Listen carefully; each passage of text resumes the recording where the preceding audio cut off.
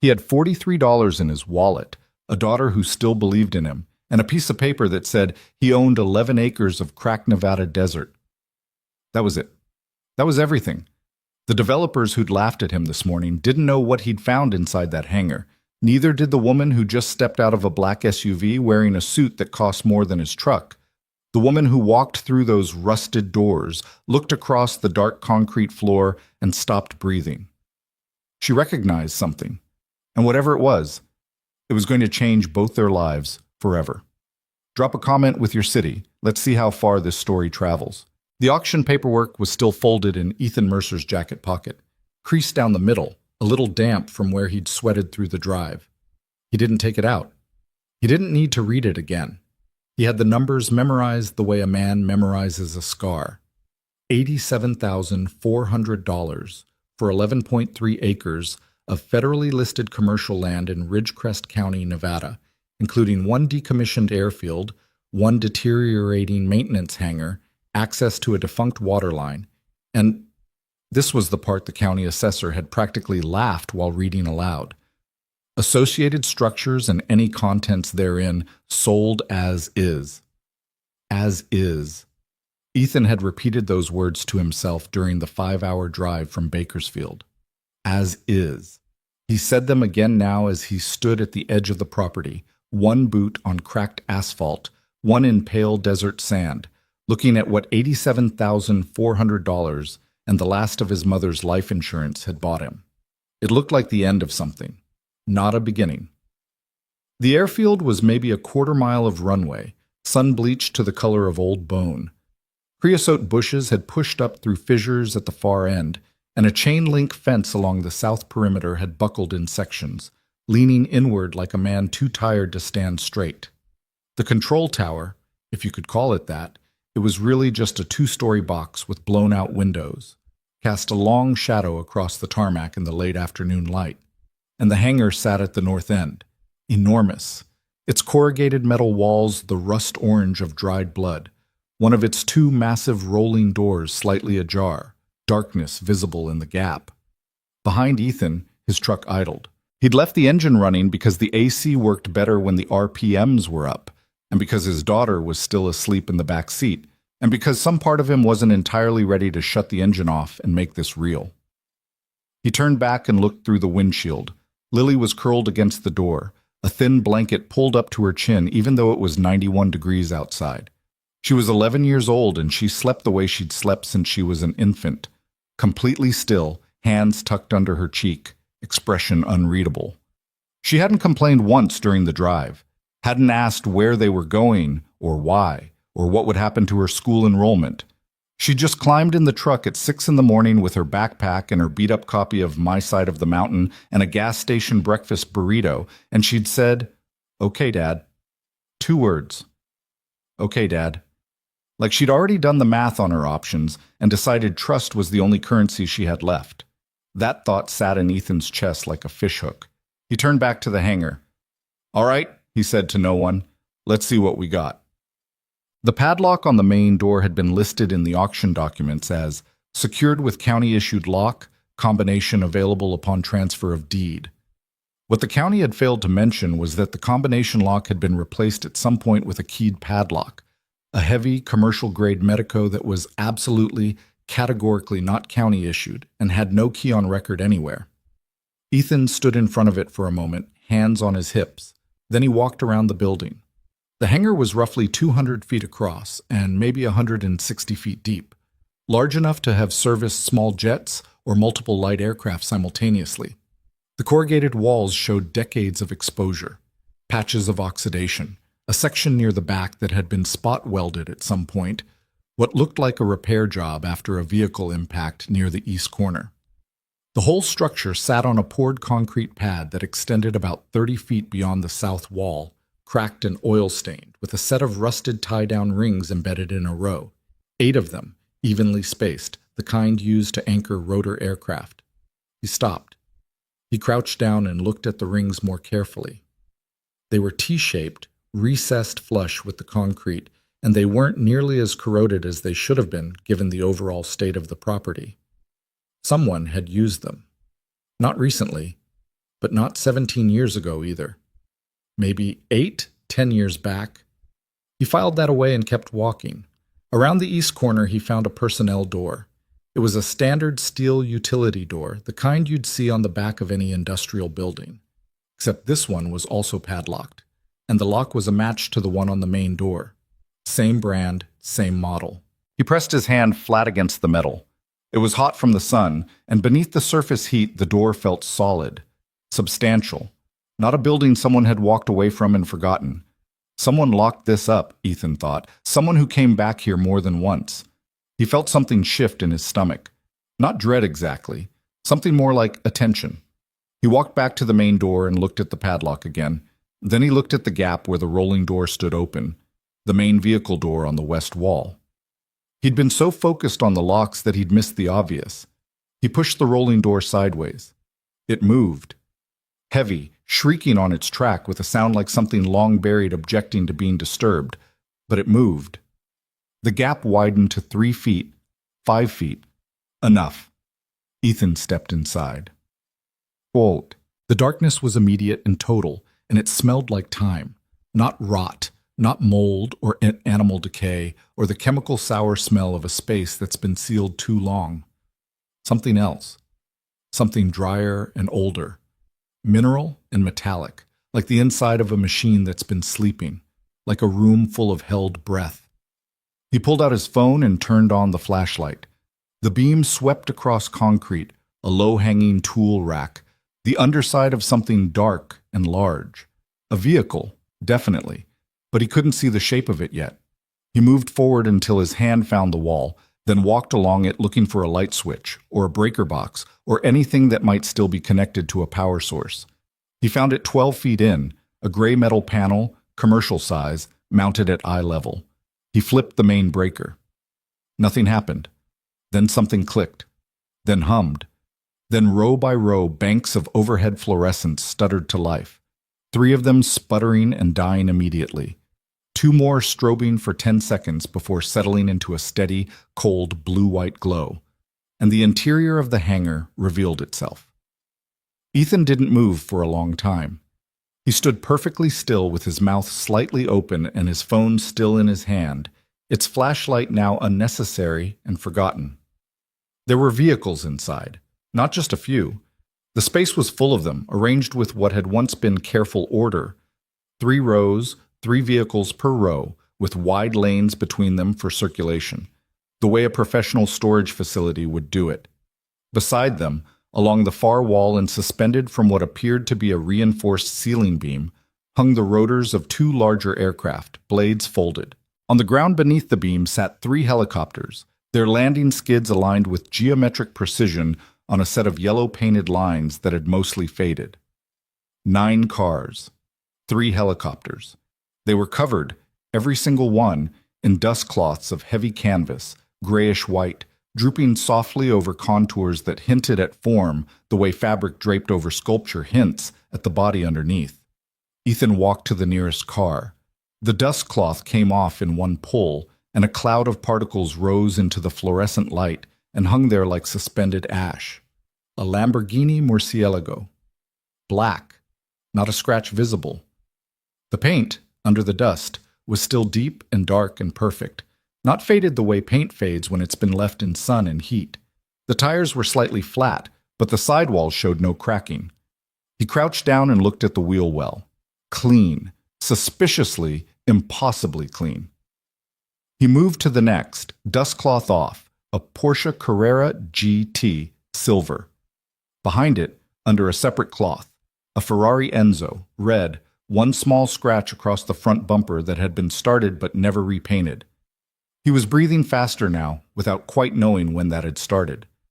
He uncovered the 4th car, 5th, 6th, a Maserati MC12, a McLaren F1, a Bugatti Veyron that still smelled faintly, impossibly faintly, of interior leather conditioner.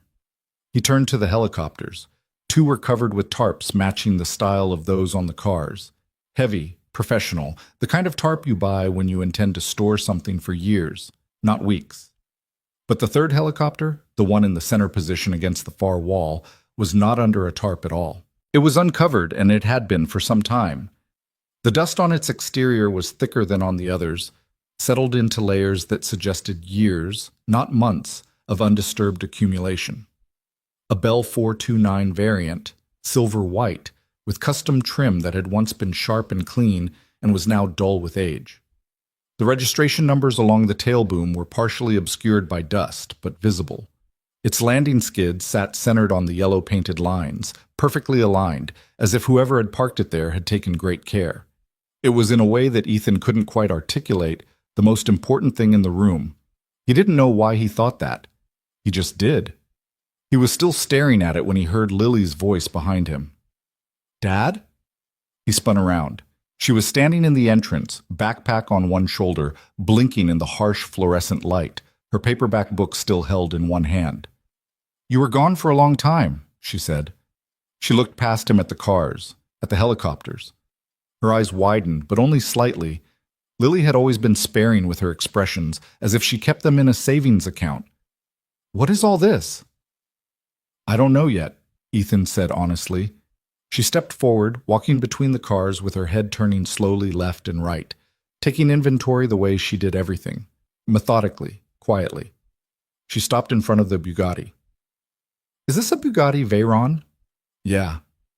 Those are worth like—" She pulled out her phone, typed something, looked up. "Dad, those are worth like $2 million. "I know. And there are 9 cars." "I know, Lily." She was quiet for a moment, then, "Did you know about this when you bought the property?" "No," Ethan said. "The listing said contents therein as is. I assumed that meant tools, maybe some old equipment." Lily looked around the hangar again, slowly, taking in the helicopters, the silver one in the center, the whole strange, impossible inventory of it. "Okay," she said finally. "So what do we do?" Ethan looked at the silver helicopter, at the dust on its rotor blades, at the tail registration number half hidden in years of desert particulate. "First," he said, "we document everything. Photos, video, serial numbers, if I can find them. Then we get a lawyer." Lily nodded. "Smart." She said it the same way she'd said okay, Dad that morning. Simple, level, like she'd already done the math and found him adequate. He didn't deserve it, and he knew it, and that was part of why it wrecked him every single time. They slept that night in the truck, parked inside the hangar with the big rolling door pulled most of the way shut. It was still 100 degrees at midnight. The metal walls radiated the day's heat back into the space like a slow oven, and Ethan lay across the front seat listening to the desert outside making its quiet sounds and trying to sequence the problems in front of him. Problem 1. The vehicles. They needed to be documented, appraised, and their legal status determined before Ethan touched a single one. If any of them were stolen, and 9 supercars in a locked hangar on abandoned property in the Nevada desert strongly suggested the possibility. His ownership claim got complicated fast. The auction deed covered contents therein, and he had documentation of that, but a court could argue the property of stolen goods didn't transfer simply by virtue of land sale. Problem 2, the padlocks. Someone had locked this place with commercial-grade hardware that didn't belong to the county. That meant someone had access after the county took possession of the property, that someone might still consider themselves to have a claim. Problem 3, who had owned this property before the county? The public record showed a chain of title that ended with a Nevada LLC called Ridgecrest Holdings, dissolved by the Secretary of State for failure to file annual reports in 2019. Before Ridgecrest Holdings, a Delaware-registered entity called Blackwood Aerospace Technologies, LLC. Ethan had looked that up 3 times on his phone during the evening while Lily organized the photos she'd taken on her own device. He'd found the name in a few archived Nevada business filings, and in a Wikipedia entry, and in a news story from 8 years ago. The search results from before that were sparse, but one result kept appearing. A Business Journal retrospective from 2019, marking the 20th anniversary of a fatal helicopter crash that had killed aerospace pioneer and entrepreneur Richard Blackwood, CEO of Blackwood Aerospace Technologies, during a test flight in the Nevada desert. 1999, 25 years ago. Or, wait, he'd done the math wrong. If the crash was in 2007 and the articles said 17 years, he did it again. 2007, 17 years back. He looked at the property records. Blackwood Aerospace had held the deed from 1994 until the dissolution in 2019. The county had acquired it through tax forfeiture in 2020, which meant this hangar and everything in it had been sitting here locked since at least 2019, possibly longer. He lay back and stared at the ceiling of his truck. 9 supercars, 3 helicopters, a silver one that hadn't been covered, like someone expected to come back for it. He fell asleep somewhere around 2 in the morning with that thought still unfinished. The next morning, he drove Lily to a diner 12 miles up the highway for breakfast. Eggs, toast, coffee for him, chocolate milk for her, the full meal costing $11 and change. And while she ate, she showed him the photograph she'd taken the night before. She was good, better than he was. She'd thought to get close-ups of the VIN plates, the instrument panels through the windows, the serial number stamped onto the skid frame of the silver helicopter. She'd done them in sequence, labeling each file with the vehicle type and position number, row 1, position 1, row 1, position 2. How did you know to do the VIN plates? Ethan asked. I looked up how to document found vehicles for insurance and legal purposes, she said. She bit into her toast. It's not complicated. You're 11. I know. He shook his head, drank his coffee. Good work, Lily. She didn't say thank you. She never really did, not to compliments about things she'd simply done correctly. She just scrolled to the next photo. This one's weird, she said, and handed him the phone. It was a photo of the tail section of the silver helicopter, dust-covered, tail registration half obscured, but she'd managed to get a shot at an angle where the dust thinned along one of the horizontal stabilizers, and in that patch of relative clarity, stamped into the metal itself, was a partial serial number. The same serial number appeared in the Wikipedia entry he'd found on his phone the night before, attached to a photograph of an aircraft registered to Blackwood Aerospace Technologies, photographed at a Nevada airfield in 2005, 2 years before the crash. Ethan stared at the photo for a long moment. Then he stared at the Wikipedia photo. Then he put the phone down on the table and finished his coffee. Dad? Lily said. Yeah. What does it mean? He didn't answer right away. Outside the diner window, the desert highway ran straight and flat toward the horizon, and a tractor-trailer was making its way west, dwindling slowly into a nothing point of distance. I don't know yet, he said, which was partly true.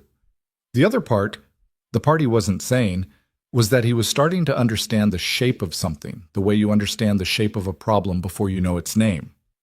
Some problems arrive with their labels attached, and some arrive like this. As a locked hangar full of impossible vehicles, a serial number that shouldn't exist, and the slowly gathering sense that you've stepped into the middle of something someone else started a very long time ago. He spent the next 2 days doing what he knew how to do, working. Ethan had been a mechanic before the divorce, before the lawsuit from his former business partner that had taken his shop and most of his savings, before 18 months of contract work that barely paid rent, before his landlord sold the building in Bakersfield and he'd had 30 days to find somewhere else to go. He knew engines, which meant he knew systems, which meant he knew how to assess a space and figure out what it could become.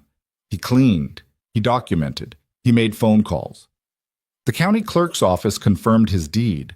An attorney in Reno who handled commercial real estate, recommended by the auction house, told him that the contents therein language was legally strong and that the burden of proof for any counterclaim lay with whoever might challenge it, not with Ethan. He said this in the careful, qualified way of lawyers everywhere, which meant it was roughly true, but not guaranteed, but it was enough. He also called 3 appraisers. 2 didn't return the call. The third, a collector vehicle specialist named Dave Gutierrez, who operated out of Henderson, listened to Ethan's description with the kind of silence that men use when they're trying not to react audibly. Say that again, Dave said. McLaren F1? Yeah. Bugatti Veyron? Yeah. Ferrari Enzo? Yeah. And you said 3 helicopters? 3. One's a Bell 429 custom variant, silver white. The other 2 I haven't identified yet, under the tarps. There was a pause. Where are you located? Ridgecrest County. There's a county road off Route 178. I'll be there Thursday, Dave said. Don't touch anything. I haven't. Good. Don't talk to anyone about this. I called you. I mean anyone else. He paused again. This kind of inventory you're going to attract attention you don't want. You understand what I'm saying? Ethan understood. He hung up and looked at Lily, who was sitting on a camp chair they'd picked up at a hardware store, reading her book in the slice of morning shade along the east wall of the hangar. Thursday, he said. She turned a page. Okay. Imbibe. The black SUV arrived on Wednesday. Ethan was underneath the truck, a routine oil issue he'd been monitoring for 2 weeks, when he heard it. The crunch of gravel at the entrance gate, which he'd relocked with a new padlock, then an engine idling, then the sound of a car door. He rolled out from under the truck and stood up, wiping his hands on a shop rag. The SUV was a blacked-out Escalade with Nevada plates that were too clean to belong to anyone who'd bought them more than 6 months ago. A driver in a dark jacket stood beside the front door, and walking toward the gate, toward Ethan, was a woman. She was maybe early to mid-40s, with dark hair cut sharp and clean above her collar. She wore a charcoal suit, no tie, collar open, the kind of clothes that cost enough to look effortless. She moved with the contained, economical walk of someone who'd learned a long time ago not to waste motion. Her face was hard to read at this distance, but there was something about the set of her jaw that said she was accustomed to having arrived somewhere before she was expected. She stopped at the gate, looked at the padlock, looked at Ethan. Mr. Mercer? Yeah, he said. He didn't move toward her. My name is Vivian Blackwood. I'm the CEO of Blackwood Technologies. She said it the way you state a number, factually, without expectation of recognition. I'd like to talk to you about this property. Ethan looked at her for a moment, then at the Escalade, then back at her. How'd you find out about this property? Public auction records are publicly available, she said. Her voice was even and unhurried. Your name is on the deed. I have people who track acquisitions that intersect with Blackwood's legacy holdings. Legacy holdings, Ethan repeated. This property was associated with the Blackwood Aerospace Division before it was dissolved. A slight pause. I have no claim to it. I understand the sale was legal and binding. I'm not here to contest anything. I just want to talk. Ethan considered her for another moment. She held his gaze without shifting, without the telltale fidgeting of someone managing impatience. All right, he said. He unlocked the gate. Come in. He led her toward the hangar. He'd left the rolling door open for ventilation during the day, a precaution given the heat, and as they approached, the interior of the building became visible in sections, the rows of dust-clothed vehicles, the fluorescent lights still running on the old breaker he'd switched on 2 days ago, the helicopters along the far wall. Vivian Blackwood walked into the hangar. She stopped. The change was absolute and immediate. One moment she was the composed executive walking with measured purpose, and the next she was something else entirely. Not panicked, not dramatically stricken, just stopped, like a reel of film cutting from motion to a still frame. Her eyes were on the silver helicopter, the uncovered one, the one in the center position, sitting on its faded yellow lines. She didn't speak for a long moment. Ethan watched her. Miss Blackwood, he said. Nothing. Miss Blackwood. She turned to look at him, and he saw something on her face that he hadn't expected. Not calculation, not corporate assessment, something older than that. That helicopter, she said. Her voice had changed. It was quieter now, and careful, the way you speak around something fragile. Where did it come from? As far as I know, it was here when the county took possession of the property, Ethan said. Which means it was here before that. The deed trail goes back to Blackwood Aerospace. I know the deed trail, she said. She wasn't looking at him anymore. She was looking at the aircraft. I need to get closer. Okay. She walked across the concrete toward the silver helicopter, and Ethan followed 2 steps behind. She stopped in front of it. She reached out and pressed one hand to the fuselage. Not possessively, not like she was claiming it, but slowly, almost reluctantly, the way you touch something you're not sure is real. She crouched down. Along the rear cabin doorframe, at a height of approximately 3 feet from the ground, there was a scratch, diagonal, slightly curved, maybe 4 inches long. Old.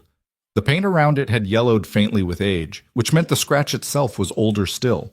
Vivian Blackwood looked at that scratch for a long time. When she stood up, her face was very still.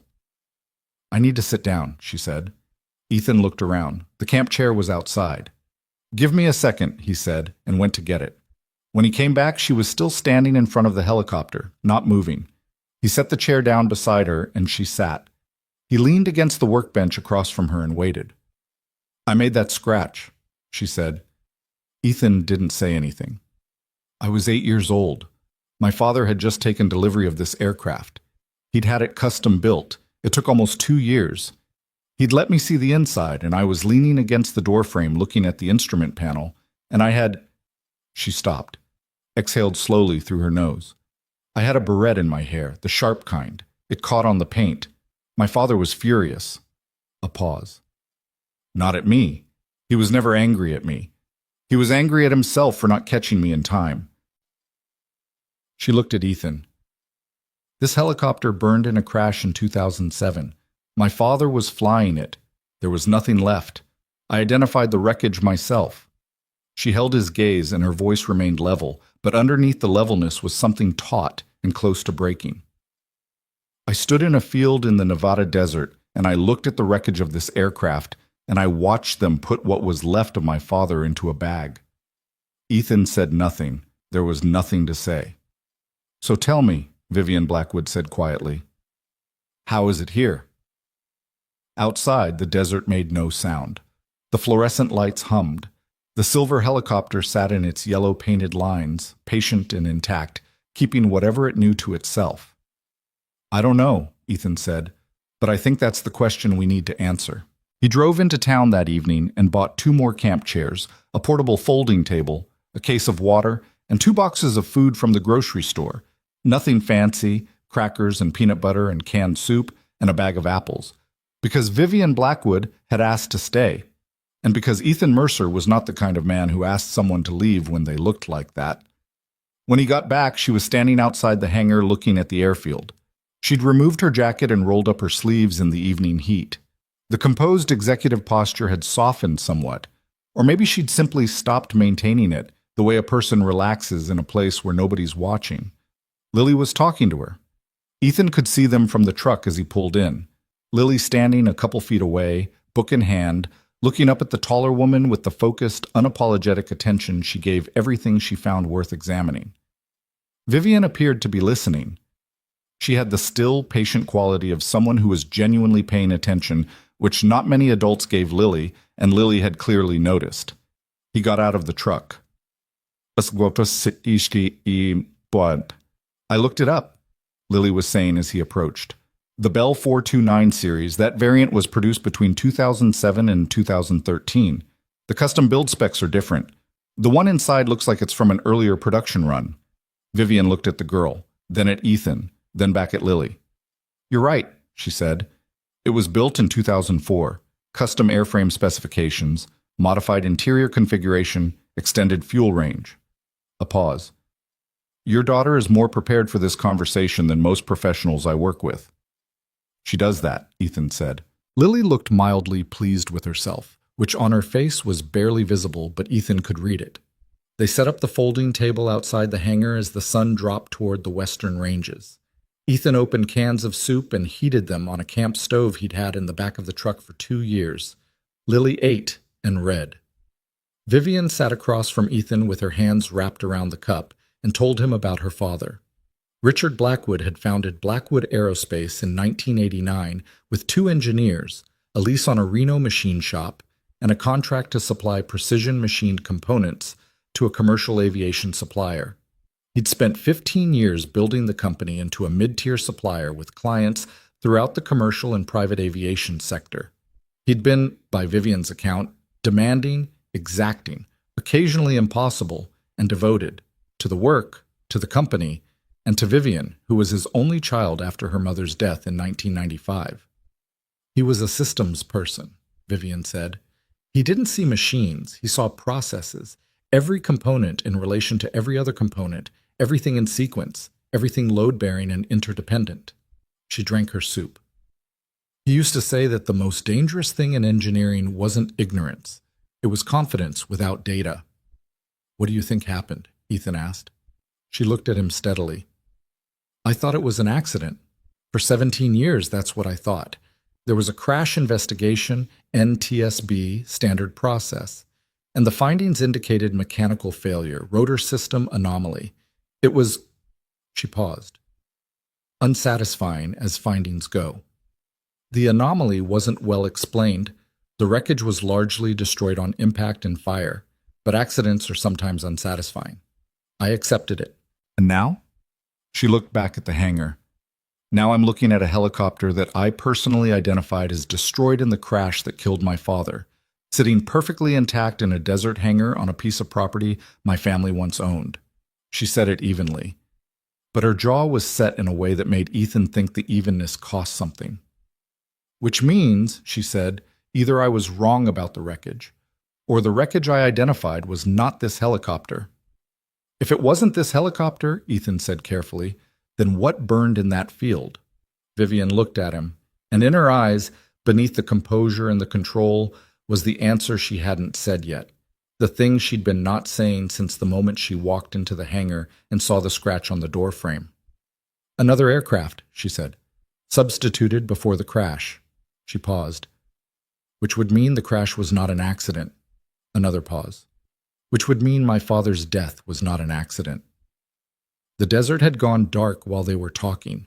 The stars over Nevada in late summer were extraordinarily dense, the Milky Way a visible smear across the black, and the temperature had finally dropped below 90. Somewhere across the airfield, something moved through the creosote brush. A small animal, gone before Ethan could see it. Lily had put her book down.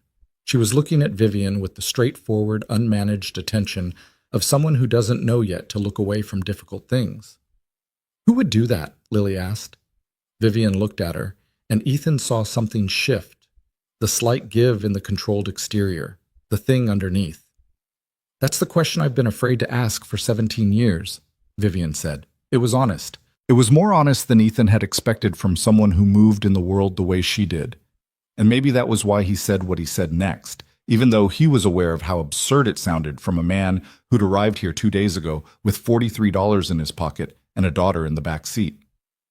Then let's find the answer, he said. Vivian looked at him. She didn't immediately agree or dismiss it. She assessed it, the way she probably assessed everything, for structural integrity. You understand what you're suggesting, she said. Probably not the full extent of it, he admitted. But you came here for a reason.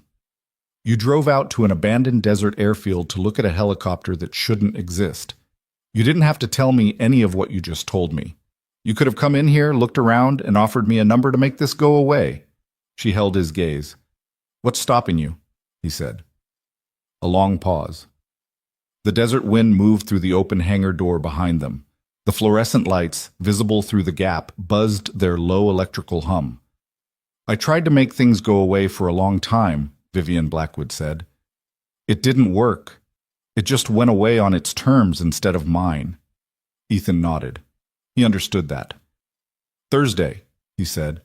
An appraiser is coming to document the vehicles. After that, he stopped, reorganized. After that, I think we need to start looking at those logs. The maintenance logs, registration documents, anything in this building with paper attached. There might be more than that, Vivian said slowly. My father was methodical. If he kept aircraft here, if this was some kind of... She trailed off, working through it. If this was deliberate, if he brought these vehicles here intentionally, preserved them here, then he would have documented it. Everything. He documented everything. So we look, Ethan said. She was quiet for a moment. Then, I'll have a forensic aviation engineer I trust here by Friday. Okay. Her name is Dr. Helena Cross. She's the best at what she does. Okay. Vivian looked at him again with that evaluating structural integrity look. Mr. Mercer, Ethan. A slight pause, as if she were testing the informality, deciding if it fit. You bought an abandoned piece of desert on an impulse and found the most consequential collection of evidence in my family's history. What made you bid on this property?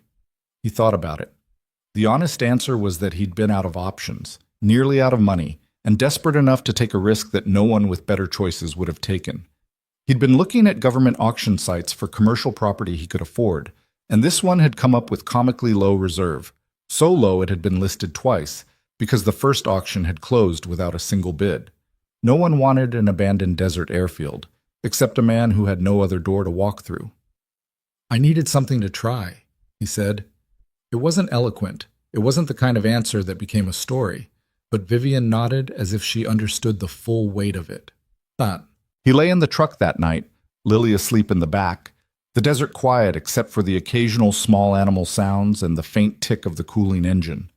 He thought about the scratch on the doorframe, the crescent shape of a barrette caught on paint, 17 years sealed inside a locked hangar, waiting for the woman who made it to come back. He thought about what someone would have to do, what they would have to plan, coordinate, execute, to swap one helicopter for another before a crash. The logistics of it, the lead time, the people who'd have to be involved and trusted and paid, the reason someone would do it. He thought about Richard Blackwood, systems man, confidence without data man, who had apparently assembled 9 supercars and 3 helicopters in a locked Nevada hangar and locked the door and left them there. Evidence, Vivian had said. A carefully assembled archive. Of what? Of something he'd found, something he'd been building a case for, something he hadn't lived to present.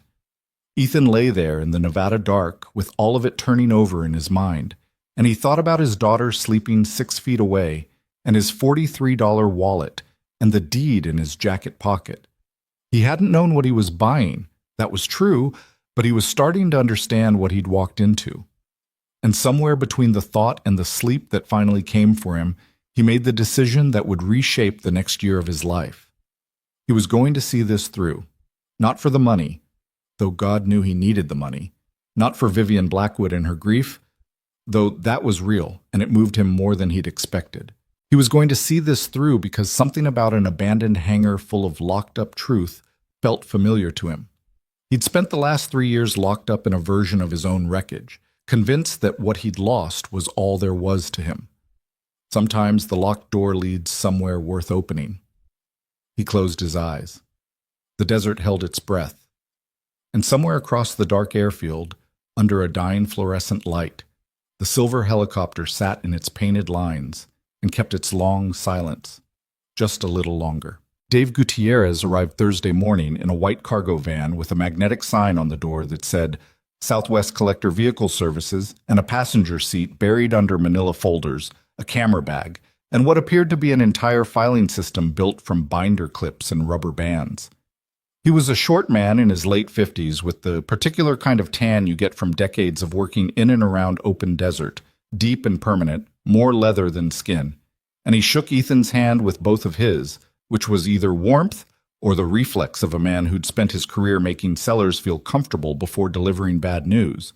He stopped in the entrance to the hangar the same way Vivian had stopped. Different reason, same effect. Well, Dave said. Yeah, Ethan said. Dave walked to the nearest car, the Lamborghini, and crouched beside it without touching it, looking at the wheel wells, the door seam, the way the light caught the paint. He made a low sound. Then he moved to the Bugatti, then the McLaren, spending about 90 seconds on each before moving to the next. Ethan followed at a respectful distance and said nothing, because he'd worked with assessors enough to know that they were not actually examining the cars yet. They were calibrating, getting a feel for the room. Finally, Dave straightened up and turned to Ethan. Okay, he said. I need you to understand something before we go any further. All right. What you have in this building... He stopped, scratched the back of his neck. I've been doing this for 31 years. I've worked estate sales, insurance liquidations, bankruptcy auctions, private collections. I've seen some things. He gestured at the room. I have not seen this. What's the value?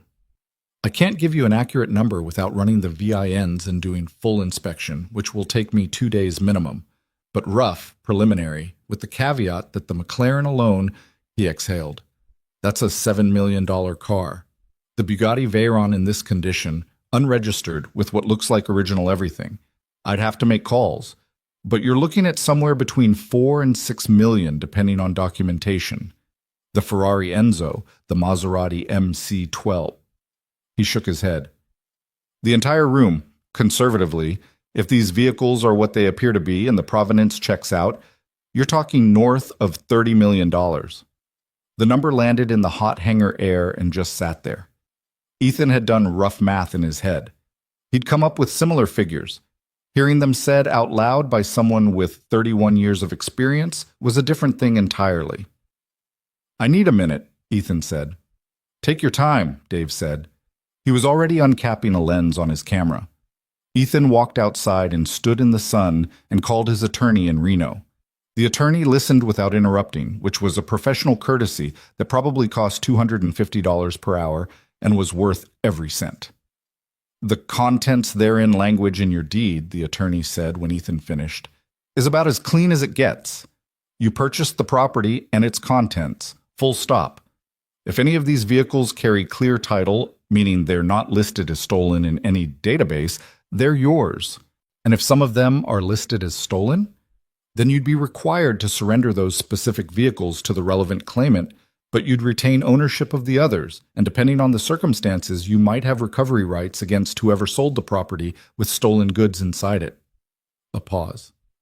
Run the VINs before you do anything else. Any vehicle not flagged in a theft database is yours clean.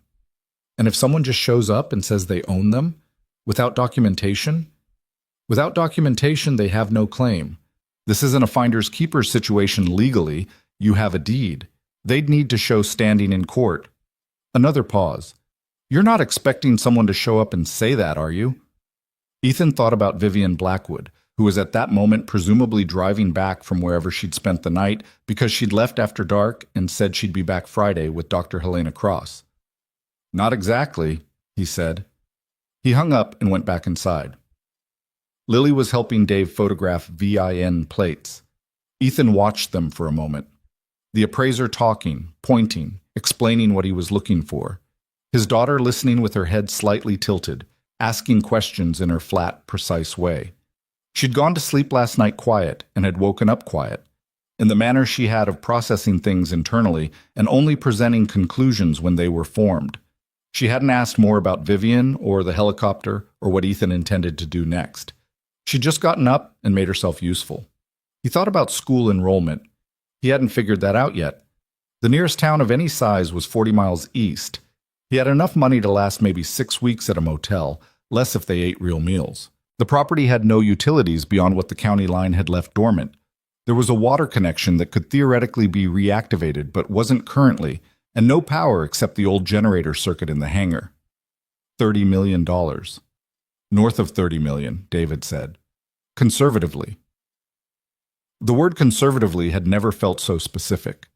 He let himself hold the number for exactly long enough to understand why he couldn't trust it yet. Because it wasn't real, not yet.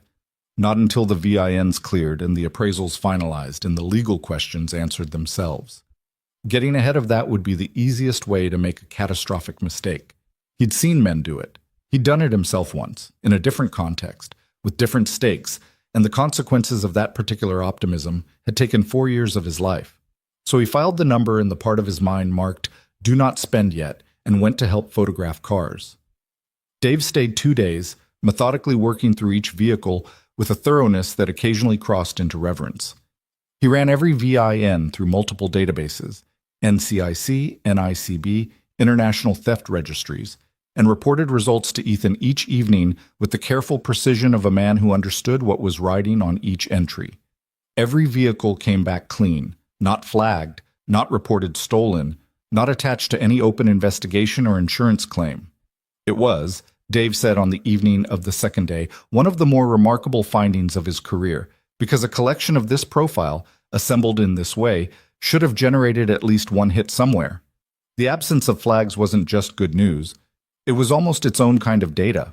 Whoever put these here, Dave said, either acquired them through private channels with documentation so clean it never triggered a report, or they had the resources to make sure no reports existed, Ethan said. Dave nodded. I'm going to say something I don't normally say to a client because I think you need to hear it. He capped his pen. Be careful, Mr. Mercer. Collections like this don't accumulate by accident. They have histories. And the histories have people attached to them. He paused. Not all of those people are going to be happy about you poking around. It was the second warning of this kind Ethan had received in 5 days. He was starting to think they were worth paying attention to. Dave left Friday morning. By noon, Vivian Blackwood's Escalade was back at the gate, and behind it a silver Jeep Wagoneer that parked alongside it with the decisive "this is where I stop" certainty of someone who'd made the drive before. Dr. Helena Cross got out of the Jeep, and Ethan revised his mental picture of what a forensic aviation engineer looked like. He'd been imagining someone in her 60s, slight, academic. The woman who walked toward him was maybe 50, tall, with wide shoulders and the deliberate, measured movement of someone who'd spent decades crawling around aircraft structures in tight spaces. She wore cargo pants and a plain gray shirt and carried a canvas equipment bag over one shoulder that looked like it weighed about 40 pounds and didn't seem to bother her. She shook Ethan's hand with a firm, brief grip. "Dr. Cross," he said, "Helena's fine." She looked past him at the hangar. "Vivian says you have a Bell 429 that shouldn't exist." "That's one way to put it." "Then let's go look at it." Helena Cross went to work the way surgeons go to work, with a kind of focused quietness that excluded everything unnecessary. She circled the silver helicopter twice without touching it, looking at angles and surfaces and seam lines before she put on a pair of nitrile gloves and began her examination. She opened an access panel along the engine cowling. She checked the tail rotor assembly with a small flashlight, her head tilted in the cramped space, working from memory of what should be where. She ran her fingers along the skid frame and turned them over and looked at what the dust had deposited. Vivian stood back and watched, her arms crossed, her expression controlled. Ethan stood near the entrance with Lily, staying out of the way. After 40 minutes of silence, Helena Cross straightened up. "Right," she said. She pulled off one glove and fished in her bag for a notebook. "The serial number on the airframe plate is intact and legible. I'll need to cross-reference it, but I can already tell you there are component serial numbers on the transmission housing and the main rotor mass that don't match the plate number." She flipped a page. In aviation, that typically indicates one of two things. Either the aircraft was rebuilt with components from another aircraft at some point, which happens legitimately in maintenance, though it generates a paper trail, or the airframe and components were deliberately mixed to obscure the aircraft's identity. "Which do you think it is?" Vivian asked. Helena looked at her with the measured, diagnostic expression of someone who doesn't trade in comfort. "I think it's the second, but I need documentation to prove the first didn't happen." She looked back at her notebook. "The rotor mass serial number I found, I've seen it before. I worked a crash investigation in 2007. Nevada desert rotor failure.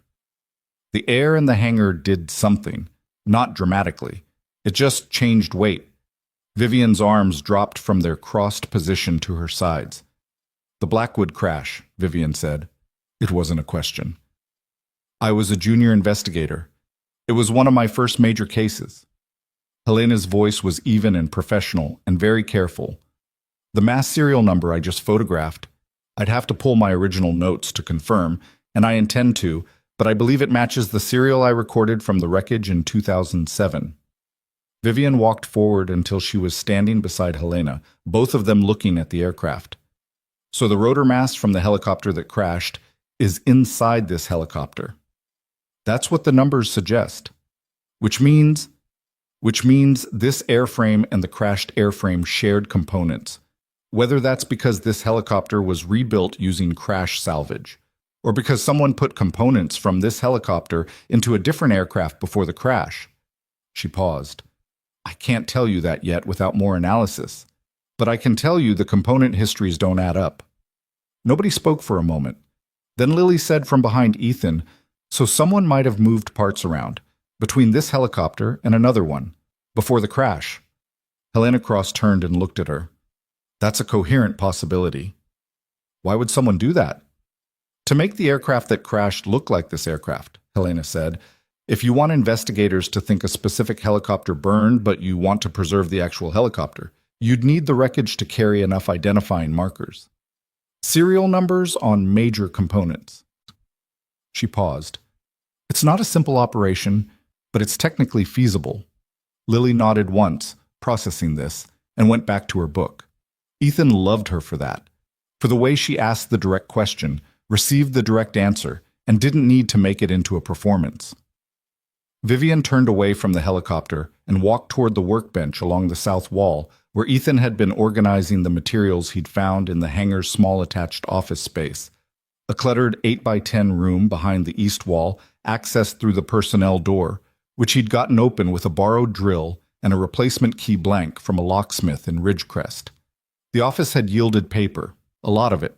Maintenance logs, aircraft maintenance records, handwritten notes in a cramped, angular script, a series of numbered folders in a filing cabinet that had been locked, but not particularly seriously locked. The kind of lock you put on something not to stop a determined person, but to slow down a casual one.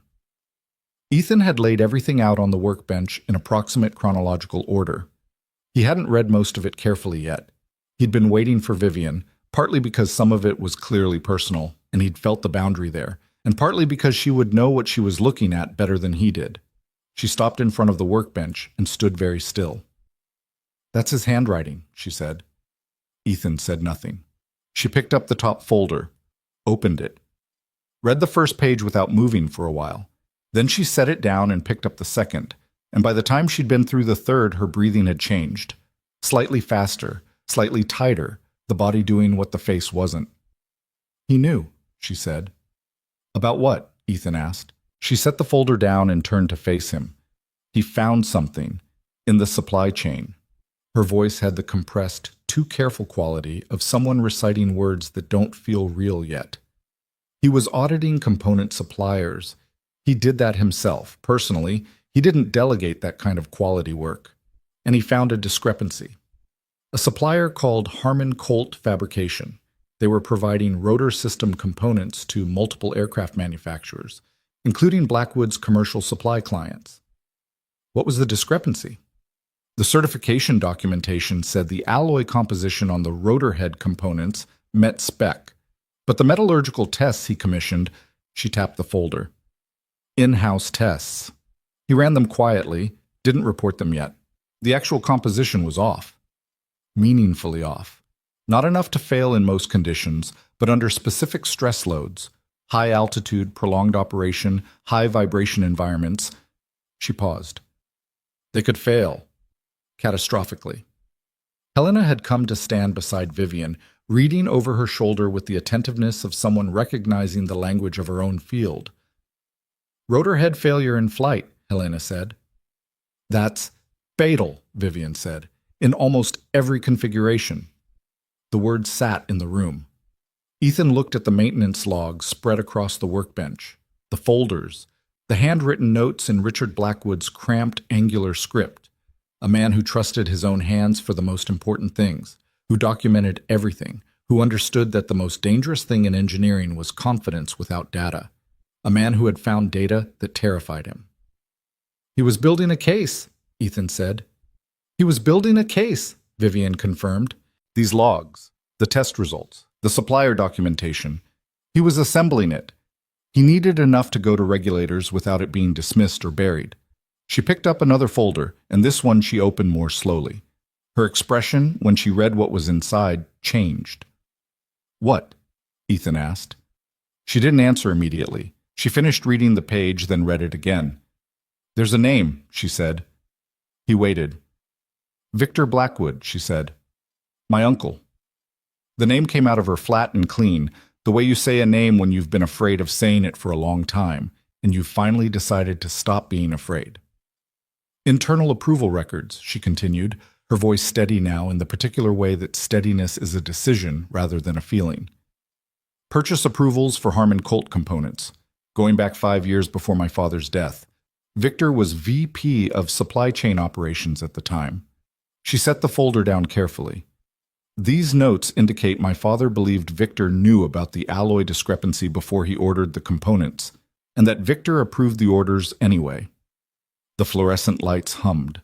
Outside, the desert wind moved across the airfield, rattling the fence line. Helena Cross spoke carefully. That's an allegation with significant implications. Yes, Vivian said. I know.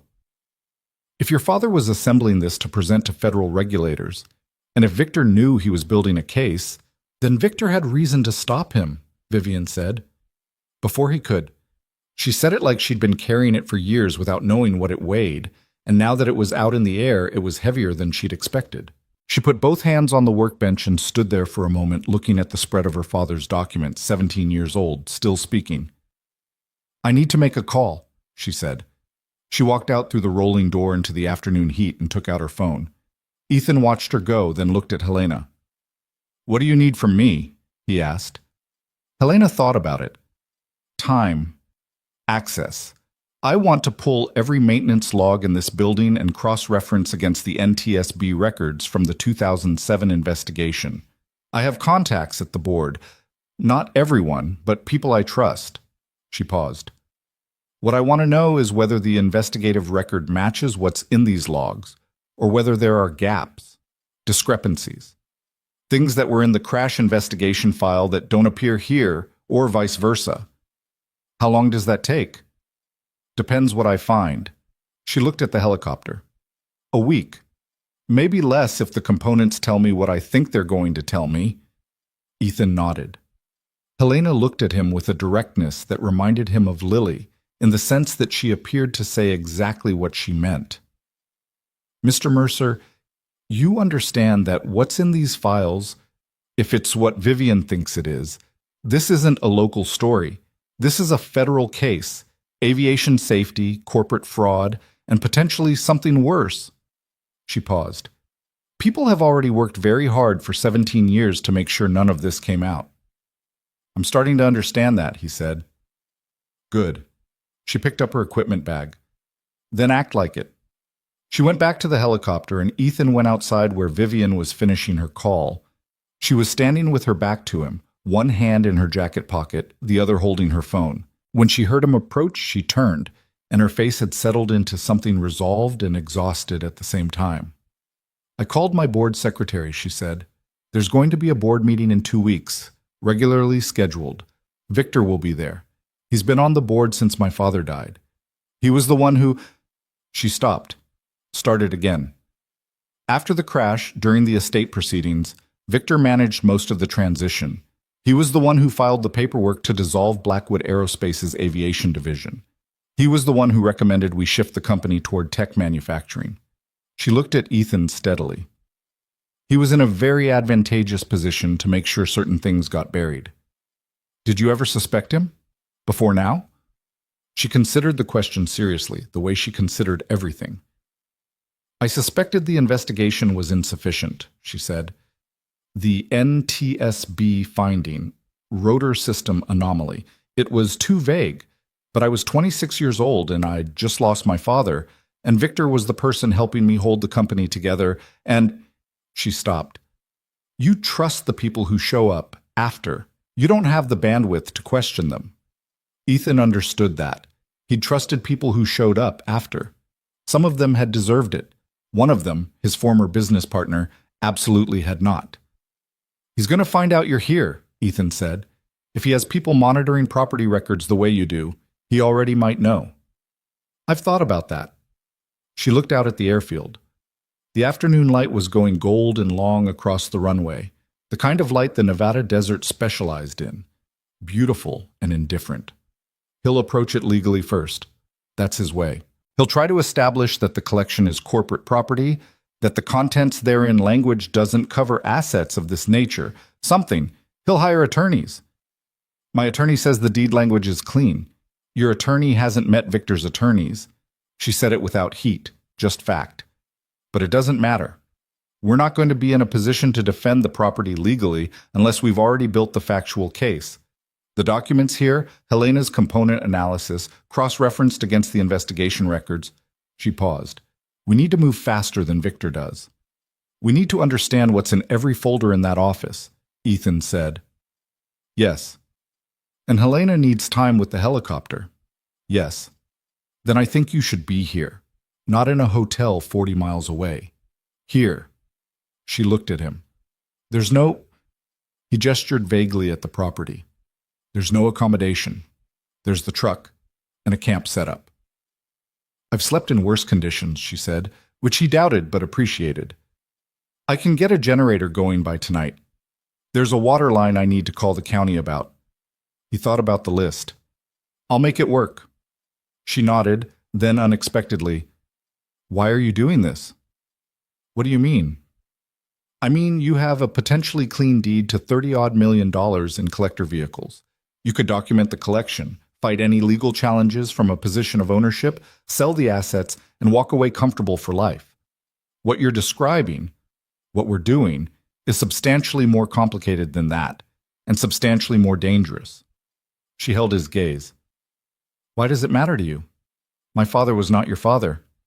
Ethan looked at the airfield, at the cracked runway and the tilted fence and the sun going long and golden across all of it. He thought about the right answer, the one that sounded good. Then he set that aside and found the honest one. "Because I know what it feels like when a story that matters gets buried," he said. "Not on this scale. My scale is considerably smaller, but the feeling of someone deciding what's true and everyone else just living inside their version of it." He stopped. "Your father built something in that office. He documented it. He put these vehicles here like he was making sure there was something left, in case he didn't make it." Ethan paused. "That deserves better than being sold off as real estate inventory." Vivian was quiet. Then, "He would have liked you," she said. "He had no tolerance for people who did things for the easy reason." They stood there for a moment in the late afternoon light, the airfield stretching out before them and the hangar behind them, and somewhere inside, Helena Cross and the silver helicopter engaged in their slow, careful conversation of disassembly and discovery. The problem was that Ethan had not yet told Vivian what he'd found in the back of the filing cabinet. He'd found it the previous afternoon while sorting folders, not in the main cabinet, but in a secondary drawer behind it, shallower, painted the same gray, easy to overlook. Inside was a single expandable folder, thicker than the others, sealed with a red elastic band that had gone brittle with age and snapped when he'd stretched it. Inside the folder were two things: a handwritten letter, several pages, in the same cramped angular script as the maintenance notes, and a sealed envelope with a single name written on the front. Vivian. He'd put it aside. He'd been sitting with the question of when to give it to her, and how, and whether there was a right moment for something like that. There probably wasn't. There never was. He went back inside and crossed the hangar to where he'd laid the expandable folder on the workbench apart from the other materials. He picked it up. He walked back out into the light. "There's something I found yesterday," he said. "I've been trying to find the right time." She looked at him, looked at the folder. He held it out. She took it, felt the weight of it, unfolded the top. She saw the envelope, her name, her father's handwriting. The composed executive face didn't shatter, it didn't crack. What happened was quieter than that, a kind of internal shift, visible in the way her hands changed their grip on the folder, the way she breathed once, slowly, through her nose. "Where was this?" she asked. Second drawer behind the main cabinet. It was easy to miss. She looked at the envelope for a long moment. Then she tucked the folder under her arm and walked away from him. Not far, just to the edge of the concrete pad where the airfield began. She stood with her back to him, in the long late light, and she opened the envelope. Ethan went inside. He let her have it. He found Lily helping Helena document component numbers, holding a flashlight at the angle Helena directed while Helena photographed each numbered surface with her camera. They developed an efficient working rhythm. Helena asking for light adjustments with brief, precise instructions, Lily adjusting without confirmation, both of them operating in the concentrated quiet of people who don't need to talk to coordinate. He stood and watched them for a while, and he thought about the letter Vivian was reading behind him, and he thought about Richard Blackwood sitting in this same room 17 years ago, writing a letter he couldn't deliver, preserving evidence he couldn't present, locking a door he hoped someone would eventually open. It took Vivian about 30 minutes. When she came back inside, her eyes were dry, but her face had that quality of recent weather. Not the storm itself, but the air after. She put the folder on the workbench. She smoothed the cover flat with one hand. He knew they were going to come for him, she said. He'd found a surveillance device in his office at the company. He'd started finding inconsistencies in documents he'd signed, alterations made after his signature. He'd requested meetings with 2 regulatory contacts he trusted, and both of them had canceled at the last minute. She paused. He wrote this about 3 weeks before the crash. He thought he had another month to finalize the documentation and file the formal complaint. Her jaw was set, but her voice was level. He didn't. Nobody spoke. He says in the letter that he assembled this collection deliberately, she continued, not just the aircraft, the vehicles as well. Several of the cars contain additional documentation, hidden. He didn't specify where or how because he was afraid the letter would be intercepted. She looked around the hangar. He trusted that whoever found this place would look carefully enough. She paused. Or that I would. Ethan looked at the 9 dust-clothed cars, 3 rows of 3, the evidence that Richard Blackwood had believed would survive him. Hidden documents inside vehicles that no one would think to look inside, in a locked hangar on a piece of desert property that no one had bid on in 5 years. We need to look inside every car, Helena said from across the room. She'd lowered her camera, and her voice had that careful, professional evenness she seemed to deploy when things got significant. All of them, seat panels, door cards, floor structures, whatever he hid, he built it in to stay found. Tomorrow, Vivian said. We start tomorrow. She said it without drama, without the weight of announcement, like a decision made and recorded and done. She sat down in one of the camp chairs and picked up the letter again and read it a second time. Whether that was for the information or for something else, Ethan didn't ask. Lily materialized beside him with the quiet efficiency she had for appearing at moments when he needed her without being called. What do we do for dinner? She asked. Soup, I think. Okay. She looked at Vivian, then back at Ethan. Should I make enough for 3? Yeah, he said. Make enough for 4. Helena, too. Lily nodded and went to the camp stove, and Ethan stood at the edge of the light watching the desert go dark again, the way it did every night, total and absolute, the stars arriving in their thousands. And he thought that somewhere in the bones of the 9 cars across this concrete floor, a dead man was still trying to speak. They were going to have to do the listening. The Lamborghini was first, not because they had a system yet, they were still figuring out the system, but because it was nearest to the door and Ethan had learned early in his mechanic years that you start with what's in front of you and build the method as you go.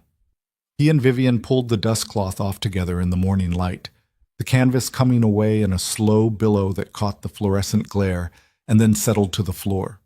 The black paint underneath was still extraordinary, deep and liquid, almost architectural in the way it held light. Helena was back at the helicopter. She'd been up before any of them, and when Ethan had emerged from the truck at 6, she was already inside the hangar with her equipment bag open and her flashlight running, working in the silence the way she did everything, methodically, without announcement. She'd said good morning by raising 2 fingers without looking up, which Ethan had come to understand as her version of warmth.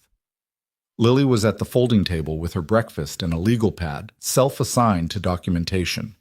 She'd decided the previous evening that someone needed to record everything they found and where they found it in a format that could be presented externally, which was a more legally coherent instinct than most adults in Ethan's experience would have had. Tell me what you find and I'll write it down, she'd told them. You need a chain of custody. Vivian had looked at her with the focused, assessing attention she normally reserved for adults.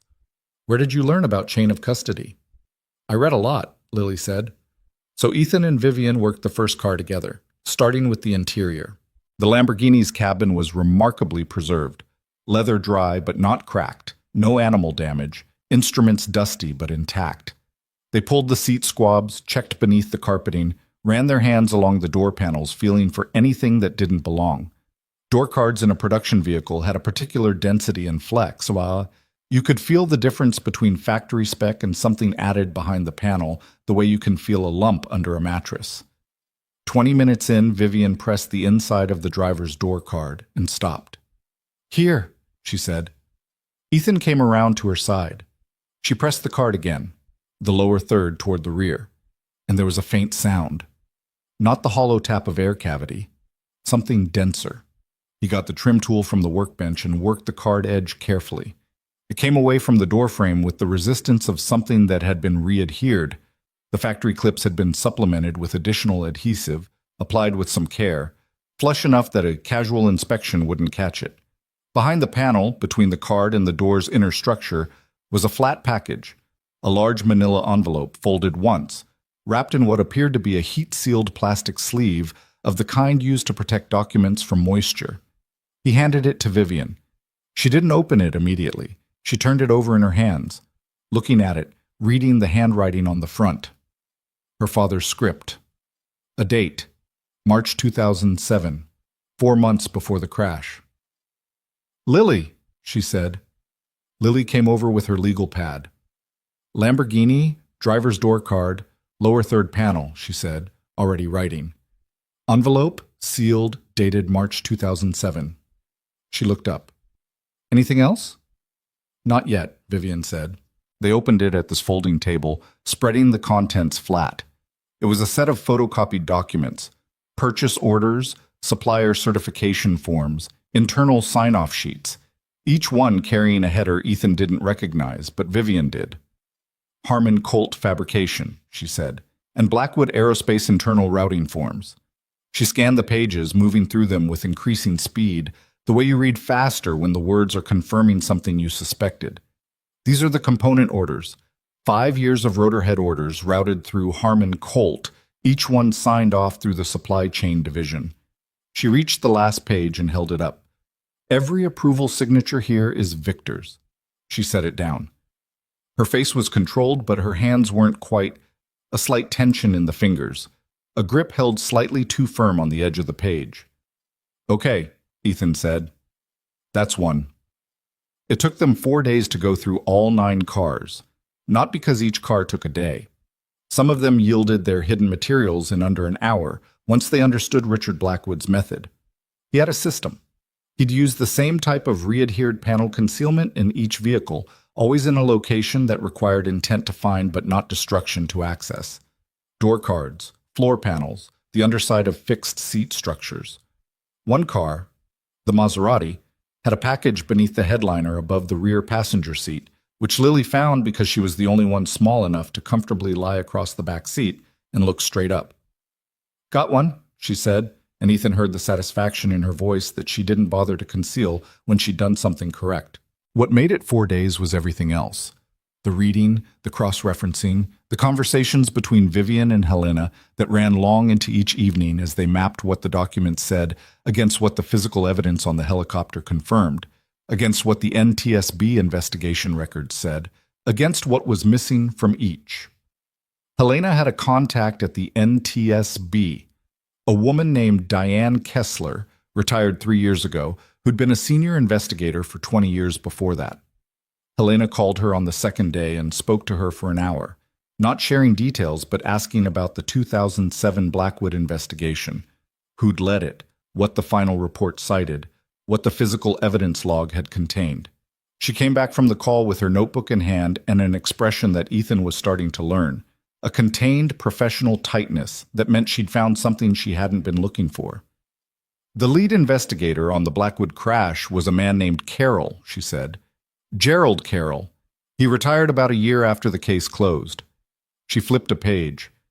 Diane said the investigation moved unusually fast, 4 months from crash to final report, which for a fatal accident with disputed components is on the short end.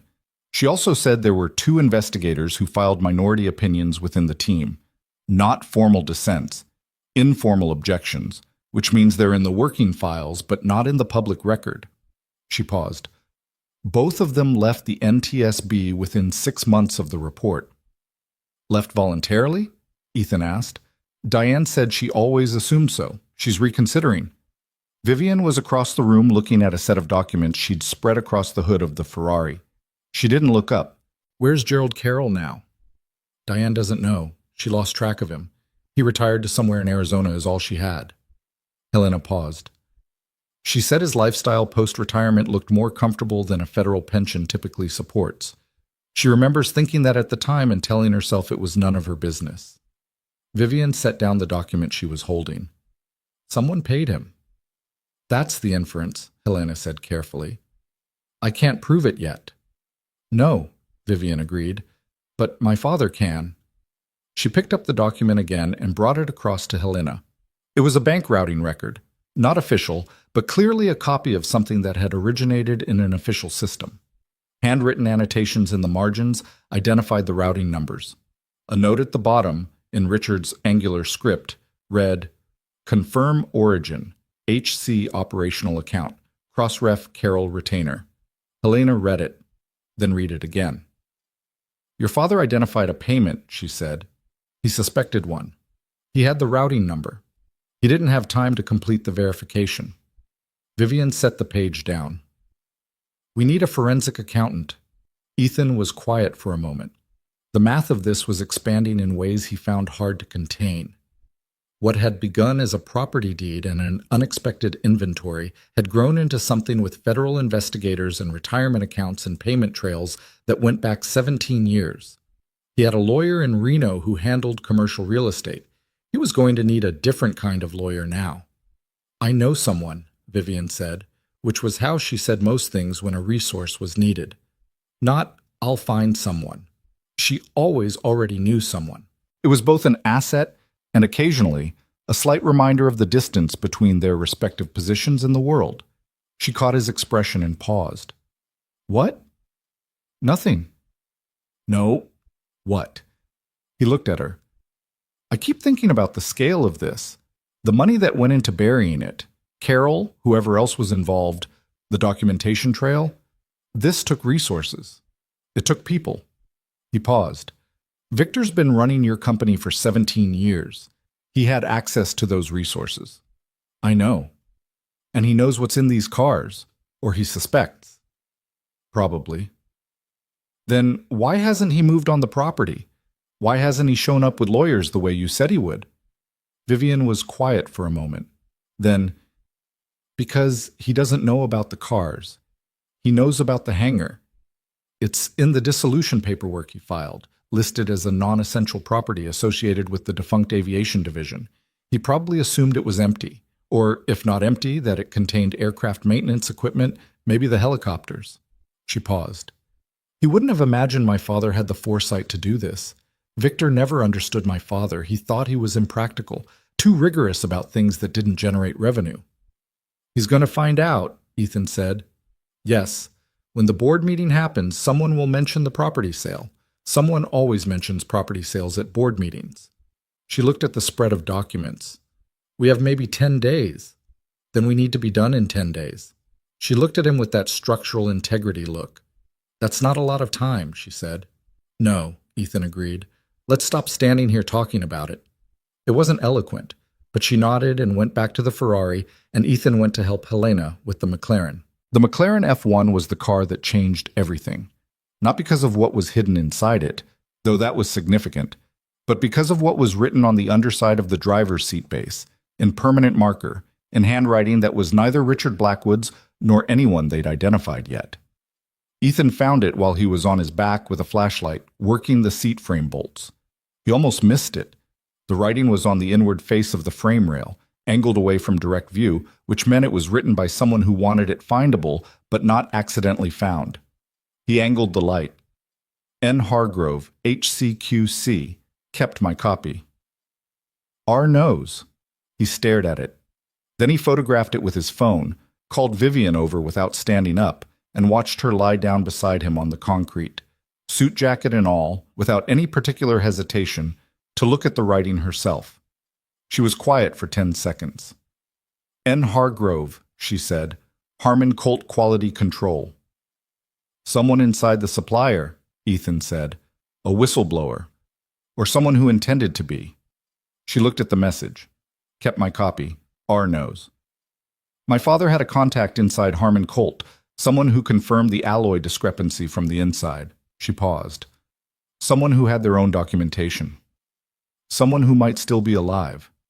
She was quiet. "Vivian," he said. "I heard you." She sat up, dust on her jacket. She didn't brush it off. "N. Hargrove. Quality Control. Harmon Colt Fabrication." She thought about it. Harmon Colt went through a significant restructuring in 2010. The aviation components division was sold off to a defense contractor, Most of their QC staff either transferred or were let go. She stood up. If someone named Hargrove was in that division in 2007, finding them now is difficult, Ethan said. Not impossible. How would you find them? He thought about it. I'd start with the Nevada Business Registry for Harmon Colt's old address, cross-reference with any public employment records, LinkedIn if they have a profile, professional licensing if they held any kind of materials testing certification. Those have public registries, he paused. Or your forensic accountant might find them faster through financial records. Vivian looked at him. You've thought about this before, she said. Finding people who don't want to be found. Finding a former business partner who'd moved assets before dissolving our partnership, Ethan said. Yeah, different context, same basic problem. He stood up and brushed concrete dust off the back of his shirt. She was still looking at him in that evaluating way she had, and he was starting to understand that it wasn't coldness. It was how she paid attention, which was thoroughly and without the social softening most people applied to direct eye contact. Did you find him? She asked. Eventually. He paused. Didn't matter by then. The assets were gone. She absorbed this. I'm sorry. It's what brought me here, he said. So, he picked up his flashlight and went back to work. The documents from the McLaren were in the seat base itself. A flat folder tucked into a custom-cut space in the foam, so precise in its fit that it looked factory if you didn't know to look for it. Inside, metallurgical test reports. Not Richard Blackwood's own tests. These were on Harmon Colt letterhead. Internal QC reports, dated between 2004 and 2006, each one showing alloy composition results for rotor head components. Each one showing the discrepancy, and each one carrying a handwritten note in the margin. Reviewed, cleared for shipping. VB. The initials. Not a signature, just initials. 2 letters and a period. Vivian held the pages and didn't speak for almost a full minute. He approved them, she said. Not a question. He looked at these results, he saw the numbers, and he signed off. Helena had come to stand behind her, reading over her shoulder.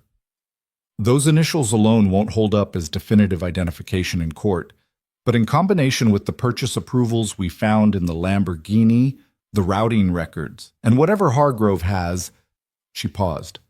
It's a pattern. Patterns are what prosecutions are built on. He knew the parts were defective, Vivian said. Her voice was level in the way that levelness is a dam, not a river. He knew they would be used in aircraft. He signed off anyway. She set the pages down. How many aircraft were affected? I'd need the full shipping records from Harmon Colt, Helena said. But given the volume of orders and the purchase approvals, the components went to at least 4 commercial operators and 2 private aviation clients over a period of 3 years. She paused. Some of those components are almost certainly still in service on aircraft that fly every day. The weight of that settled into the room. It was Lily who said the thing nobody else had said yet, quietly from the table where she'd been recording notes. People could die, she said. Not dramatically, just precisely. Yes, Helena said, or could have, depending on the stress loads those aircraft have operated under. She looked at Vivian. This isn't just about your father anymore. This is an active safety issue. I know, Vivian said. Knowing and acting on it aren't the same thing, Helena said, and there was something in her voice that was close to blunt. I've seen investigations slow-walked. I've seen evidence get complicated in committee. I've seen... Helena, Vivian said it quietly. I'm just saying that the path from this room to a regulatory action has a lot of places where things can go wrong. I know, Vivian said again, which is why we need to be... The sound was wrong before Ethan could name it. A low mechanical irregularity from outside the hangar, somewhere toward the south end of the property. Not loud, not dramatic, just wrong, the way an engine sound is wrong when it's doing something it shouldn't be. He went to the hangar entrance and looked out.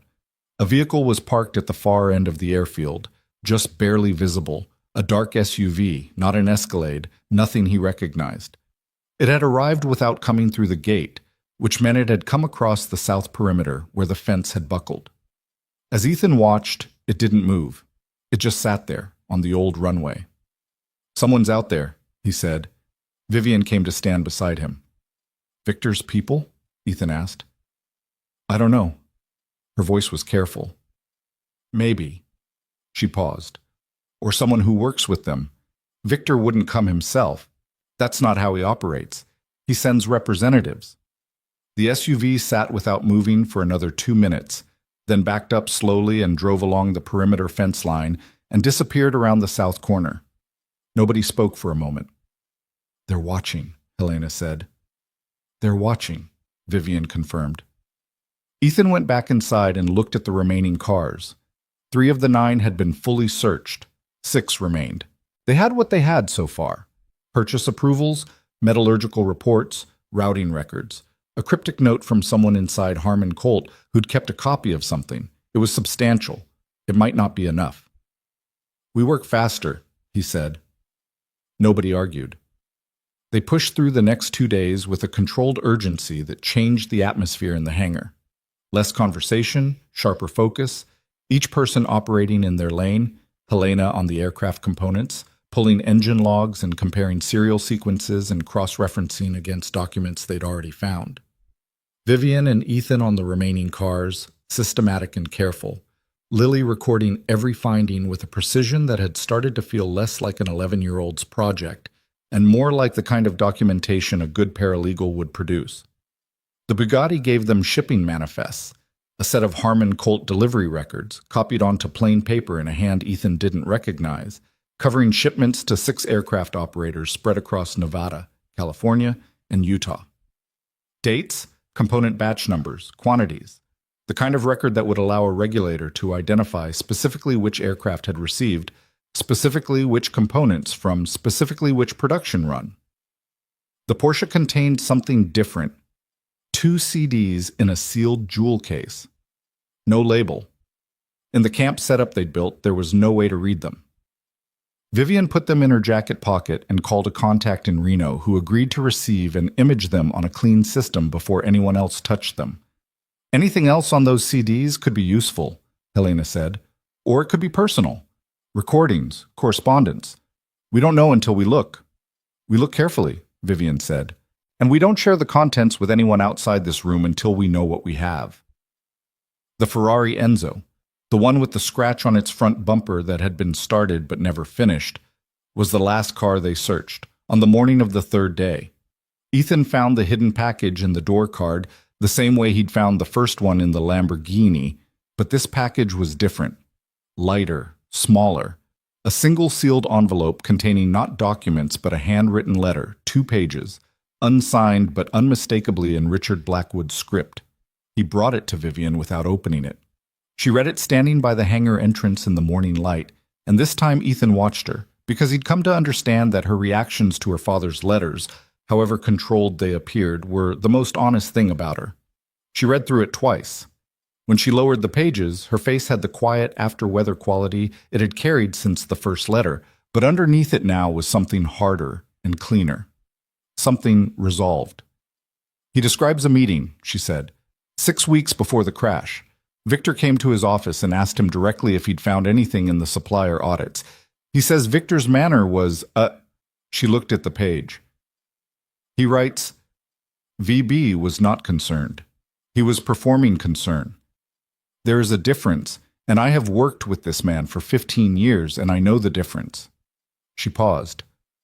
My father told him nothing. He said he was still reviewing. Victor left. She looked up. 2 days later, the first component delivery to a new operator was pushed through supply chain on an accelerated timeline. Without my father's sign-off, using a blanket approval he'd signed 6 months earlier for a different program. Victor was moving inventory, Ethan said, getting the components distributed before Richard could flag them. If affected components are already installed in operating aircraft and the supplier is already paid, a regulatory action becomes enormously complicated, Vivian said, versus if he'd caught it before distribution. The cleanup is an order of magnitude harder. Victor was buying time, Helena said from across the room, or closing the window. Both, Vivian said. My father understood this. He writes that after the meeting he accelerated his own timeline. She looked at the letter. He moved the vehicles here. He assembled the documents. He began reaching out to regulatory contacts. She paused. He writes, I do not know how much time I have. Victor is patient. He is also afraid. Afraid men make mistakes, but afraid men with resources are the most dangerous kind because their mistakes are expensive and very hard to see. She folded the letter. He was describing exactly what came for him, she said. Nobody in the room found anything to say to that. Ethan looked at the silver helicopter across the concrete floor. Helena had been working on it for days now, and its panels were open in sections. The engine cowling, a section of the fuselage, access ports he'd never learned the names of, each one photographed and labeled before being opened. It looked less like a preserved aircraft now, and more like something in the process of being understood, which he supposed was accurate. Helena, he said, where are we on the aircraft? Helena set down her notebook. Component analysis is 90% complete. What I have is this. The rotor mass serial number is from the wreckage registry of the 2007 crash. The tail rotor assembly carries 2 component numbers from a second aircraft. Not this one, not the crashed one. A third aircraft registered to a shell company that dissolved in 2008, address in Nevada. She paused. My working conclusion is that prior to the crash, someone performed a partial component swap between this helicopter and the aircraft that actually crashed. Enough identifying components were moved to the crash aircraft that investigators would confirm the identity without looking more carefully. She was quiet for a moment. The crash investigation was 4 months. A thorough investigation of a fatal crash with this much physical destruction should have been 8 to 12 months minimum. Carol moved it through in half the time. Can you prove the swap? Vivian asked. I can prove the component origins don't match the airframe.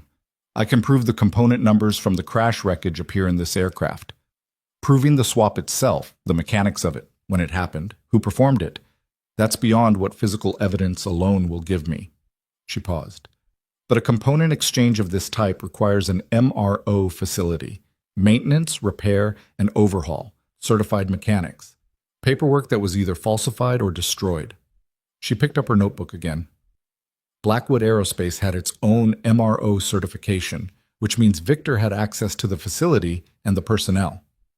Vivian's expression didn't change, but her posture did, something infinitesimally tighter.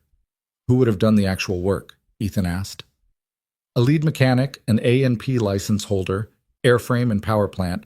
It's the federal certification. Someone who knew exactly what they were doing and why. Helena paused. Not Victor himself. He's not certified. He'd have needed someone he trusted, someone he had leverage over. That's the person we need to find, Ethan said. The mechanic. Or Hargrove, Vivian said. If Hargrove was inside Harmon Colt and saw what was happening and kept copies, they may know more than just the materials side. They were QC. They would have seen the component distribution chain. She was right. Ethan felt the different threads pulling toward the same center. The mechanic, Hargrove, Carol, the financial routing, all of them attached to Victor Blackwood, who was at this moment presumably sitting in an office at Blackwood Technologies preparing for a board meeting, not yet aware that in a Nevada desert hangar, his brother's daughter and a man who'd paid $87,000 for 11 acres of cracked asphalt were methodically taking apart 17 years of his work. I'm going to make some calls, Vivian said.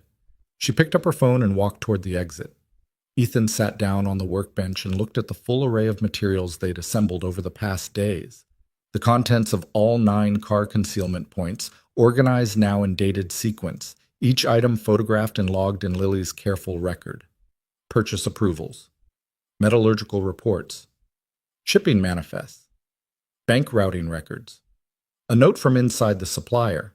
2 pages from a lead investigator's retirement that didn't add up.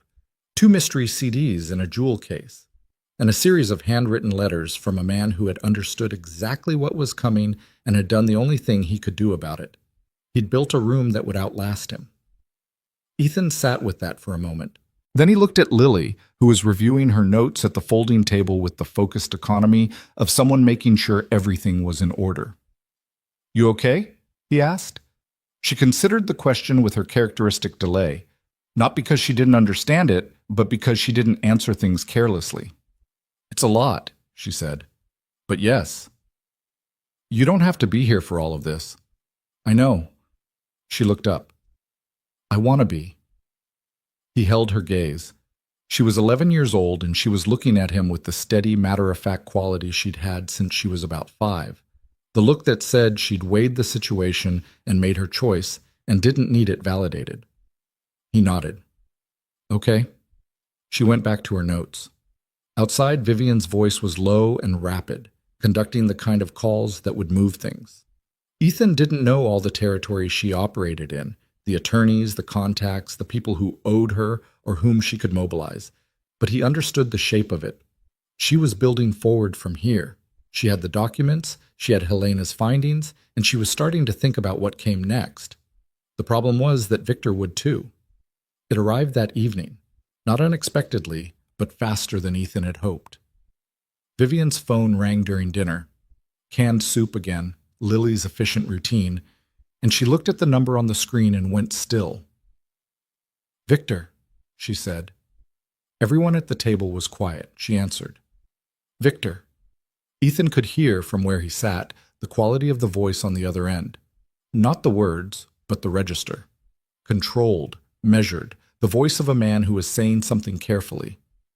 Vivian listened. She was very still. I see, she said. Then, that's one interpretation. I'll have my attorney's office contact yours. Then she ended the call and set the phone on the table and sat for a moment looking at nothing in particular. He knows you're here, Ethan said. He knows I purchased a vehicle evaluation service for the property, she said. He has someone monitoring corporate-adjacent transactions, apparently. He doesn't know about the documents. She paused. Yet, she looked at Ethan. He's claiming that the vehicles in this hangar are corporate assets of Blackwood Aerospace that were improperly left off the dissolution inventory. He's threatening to file an injunction to freeze the assets pending a determination. Ethan absorbed this. My attorney says, I know what your attorney says. The deed language is clean, but an injunction is an injunction. Even a frivolous one, it ties things up for weeks. And in those weeks, someone could move evidence. She looked at the documents laid out on the workbench. Or someone could make this building inaccessible. Then we move the documents, Ethan said. Tonight. Out of this building, into secure storage, or already thinking about it, Helena said. She'd been eating her soup quietly throughout the call, but she'd been listening. I have a bonded storage contact in Reno that handles aviation evidence for legal cases. Secure, climate-controlled, legally defensible chain of custody. She looked at Vivian. I can arrange a transfer tomorrow morning. Do it, Vivian said. There's also the aircraft itself, Helena said. The silver helicopter. If Victor files for the assets and an injunction covers the building's contents, the helicopter is included. Nobody had a ready answer for that. We need everything documented before it goes anywhere, Ethan said. The helicopter especially. Every component number, every photograph, everything Helena has found, it needs to be off-site and in the hands of someone credible before any legal action lands. Agreed, Helena said. Give me until 3 in the morning. I can finish the documentation tonight. I'll help, Lily said. Helena looked at her. You'll need to stay awake. I know. Helena appeared to consider this as a qualification rather than a concern. Can you hold a flashlight for 5 hours without moving it? Yes. Then yes, Helena said. You can help. Ethan looked at his daughter, 11 years old, matter-of-fact as the desert, steadier than most adults he'd worked with, and thought that if Richard Blackwood had built a room to last, Lily would have appreciated the architecture of it. I'll drive the transfer run, he said. Whatever needs to go to Reno, I'll take it.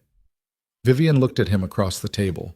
They'd been operating in the same building for 4 days, sleeping in trucks and camp setups, eating from cans, working in the merciless fluorescent light, and she'd lost the composed executive bearing somewhere around day 2. Not entirely, not in any way she'd probably acknowledge, but enough that the person sitting across from him now was more legible than the woman who'd arrived in the black Escalade with her suit and her contained, careful face. Victor is going to move quickly, she said. His attorneys will have something filed by Monday. It's Friday night, Ethan said. Yes. Then we have the weekend. She looked at him for a long moment, and in her face, underneath the control, underneath the grief and the anger, and the years of not asking the question she was finally asking, was something that looked a lot like the particular exhaustion of a person who'd been doing everything alone for a very long time and was not yet sure how to stop. "Yes," she said. "We have the weekend." She picked up her soup. Helena picked up hers. Lily had already finished and was reviewing her documentation, making small corrections in her careful handwriting. Ethan looked around the hangar, the 9 cars, uncovered now in all their extraordinary, improbable presence. The silver helicopter, open and patient under Helena's careful work. The folding table with its accumulated record of what one man had known and hidden and trusted the future to find. Outside, the desert was doing what it did at night, going vast and black and full of stars, indifferent and ancient, keeping its own counsel. It had kept this secret for 17 years. It wouldn't have to keep it much longer. Helena finished her documentation at 2:47 in the morning. Ethan knew the exact time because he'd been awake the whole stretch of it, running coffee on the camp stove and watching her work through the helicopter's accessible structures with the focused, unhurried precision of someone who understood that speed and thoroughness were not the same thing, and that in this particular situation, thoroughness was the one that mattered. Lily had lasted until just past midnight, not from lack of will, but from the simple biological ceiling of 11 years old and 4 days of hard, irregular sleep. And Ethan had carried her to the truck and settled her in the back without waking her, and she hadn't stirred. Vivian had stayed up. She sat at the folding table with her laptop and made calls in a low voice to people in different time zones, some of whom answered and some of whom didn't. And she built something on her screen that Ethan didn't ask about because he understood she was doing what she did and he was doing what he did, and the two things were separate operations that served the same end. When Helena finally capped her pen and stood up straight, she rotated her neck twice and said, "That's everything the aircraft can tell me without a full teardown, which we're not doing here." "Is it enough?" Ethan asked. "It's enough to establish that the component serial numbers on this aircraft are inconsistent with its registered history and that those component numbers match physical evidence from the 2007 crash investigation." She put her notebook in her bag. "A court will need an independent verification, but what I have gives any competent attorney a foundation." She looked at the helicopter one last time. "Your father built something solid, Vivian." Vivian looked up from her laptop. She didn't say anything, but she nodded once, and Ethan understood from the angle of it that she was holding something back and had decided to hold it back, and that was her right. They loaded the transfer at 3 in the morning, Ethan's truck and Vivian's Escalade. The documents split between them in identical copies because Vivian had insisted on duplication, and she was right to insist. Original plus 1 copy, separated, so that losing one vehicle on the road didn't lose everything. Helena's camera cards were backed up to 2 separate drives. The maintenance logs were photographed in the originals wrapped in archival sleeves that Helena had in her equipment bag because she was the kind of person who kept archival sleeves in her equipment bag. They drove to Reno in convoy, Ethan leading, arriving at Helena's bonded storage contact just before 7 in the morning as the city was waking up around them. The facility was a converted warehouse in an industrial district, unmarked from outside, which Helena said was deliberate, operated by a man named Garrison, who'd spent 20 years as an evidence custodian for a federal public defender's office before going private. He met them at the loading dock in a canvas work shirt and said very little, which Ethan appreciated. The handoff took 40 minutes. Garrison issued numbered receipts for everything. The chain of custody was established, documented, and clean. Ethan stood outside the loading dock afterward and breathed the cool Reno morning air, which smelled of exhaust and something faintly industrial and nothing like the desert. His back ached from the drive. His eyes felt like sandpaper.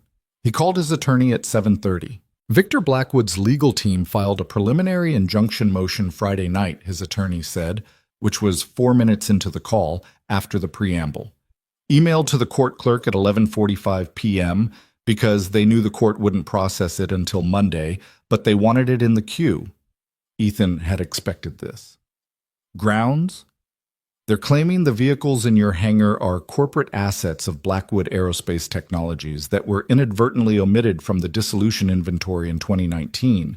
They're arguing that the county's authority to include them in the tax forfeiture sale is questionable and that your deed doesn't cover them. A pause. It's a creative argument. It's also mostly wrong, but creative wrong arguments can take time to defeat. What do we need? Evidence that the vehicles were intentionally placed on that property before the dissolution, with documentation of ownership and intent. If Richard Blackwood put those vehicles there deliberately, and if there's a paper trail establishing that, the dissolution omission becomes less of an accident and more of a question about who had authority to make that call. Ethan looked at Vivian, who was leaning against the Escalade 15 feet away, listening to her own phone call with the contained focus she brought to everything. "We have that," Ethan said. "I'll get it to you today." He sent his attorney photographs of the relevant documents from the McLaren and the Ferrari. Richard Blackwood's own letters establishing that he'd assembled the collection deliberately, stored it deliberately, and made deliberate arrangements for its preservation. His attorney called back 40 minutes later. "This is better than I expected," she said. "I can use this to challenge the injunction's factual basis. It won't dissolve it immediately, but it weakens their position considerably." She paused. "There's something else I need to tell you." "Okay." Victor Blackwood's attorneys have also filed a notice of adverse claim against you personally, not the property, you. They're alleging that you gained access to confidential corporate information through unauthorized entry to a secured facility and that you may have disturbed or relocated corporate assets. Ethan felt a cold clarity settle over him. "That's not what happened." "I know. Your deed covers authorized entry, but they're building a narrative, Mr. Mercer. The adverse claim is probably not going to go anywhere, but it's a message." Her voice was careful and professionally even. "They're saying, we can make this expensive and complicated for you personally, and we will, unless you decide this isn't worth it."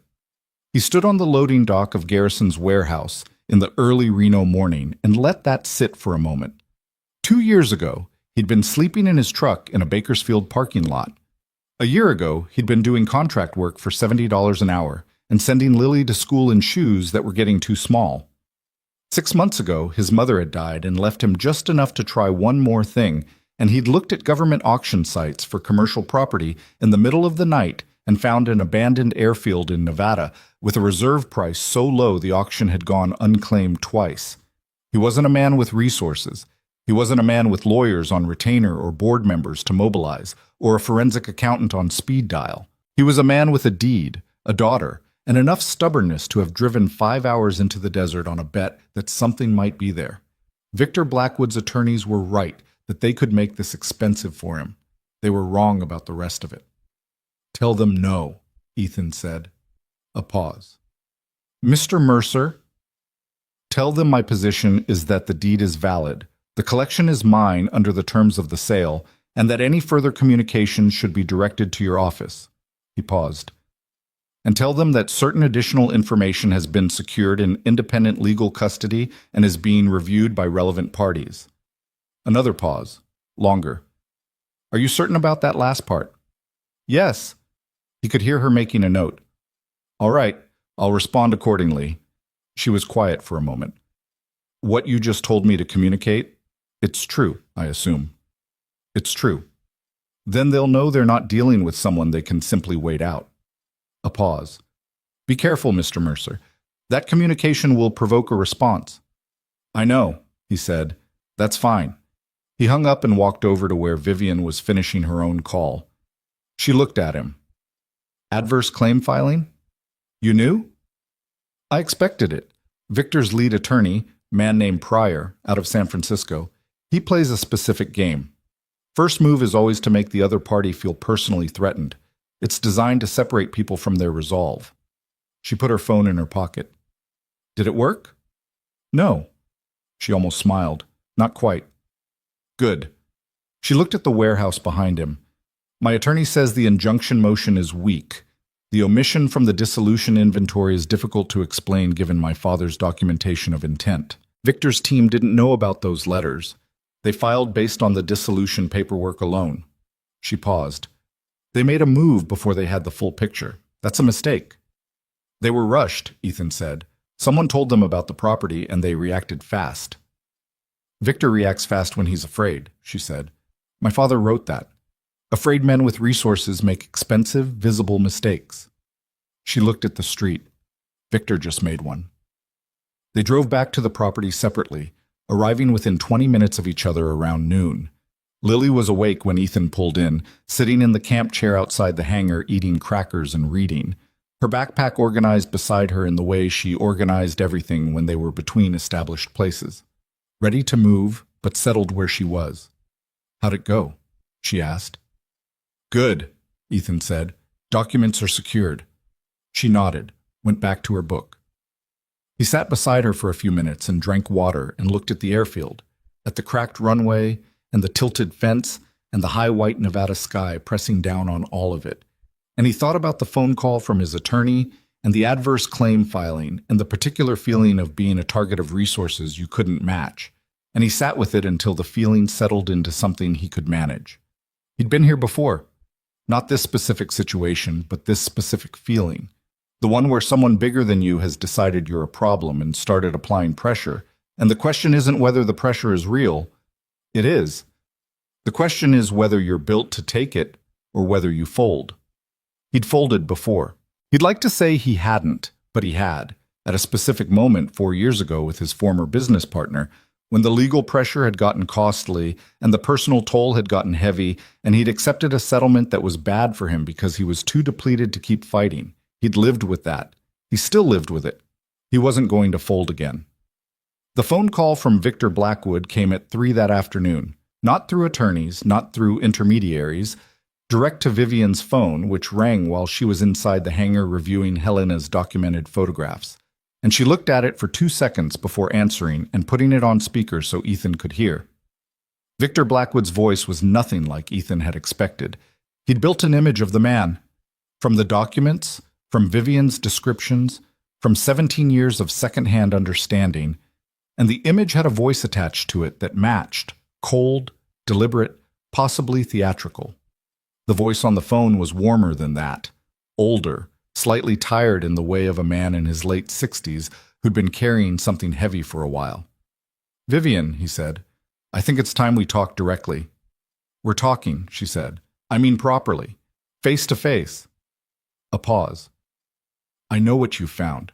I know what you think it means. Tell me what you think it means, she said. A long pause. Your father was... He stopped, started again. Richard was brilliant. He was also, at times, paranoid in ways that affected his judgment. The materials analysis he was working on, there were context issues he wasn't accounting for. The alloy discrepancy he identified was within acceptable variance for the application. His own metallurgist had concerns about his methodology. His own metallurgist worked for a company that Victor Blackwood's division was purchasing from, Vivian said. Her voice was level. There's a potential conflict I think you should account for. Silence on the line. Vivian, I loved your father. He was my brother. I know you did, she said. And something in her voice changed slightly, not softening exactly, but acknowledging the real thing that was there, which Ethan understood took something from her. That doesn't change what the documents say, Victor. Documents assembled by a man under enormous stress, who believed he was being persecuted, he was being persecuted, she said. That's fairly well established by the fact that he's dead, and his helicopter is sitting intact in a hangar 17 years after it supposedly burned. A very long silence. I think, Victor said finally, that there are things you don't fully understand, and I think you should hear them before you do something that damages this family irreparably. Come and talk to me then, Vivian said.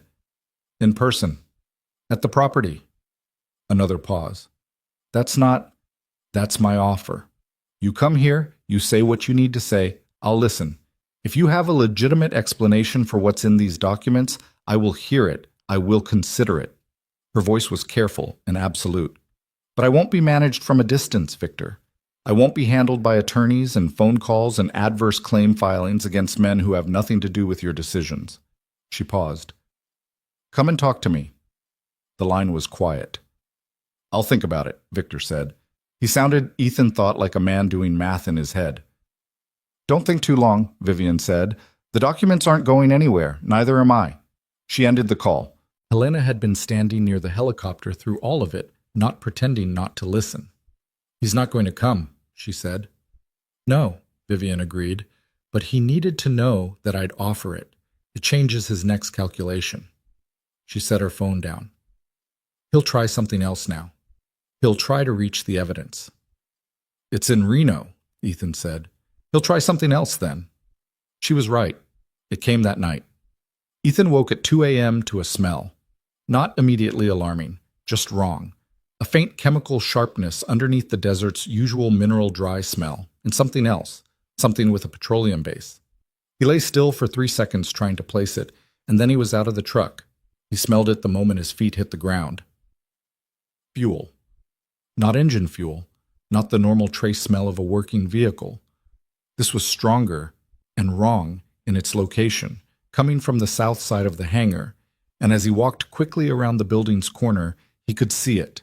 A wet line along the base of the corrugated wall, dark in the moonlight, and the smell heavy and immediate. Someone had cut the auxiliary fuel line on the old underground tank that serviced the hangar's heating system.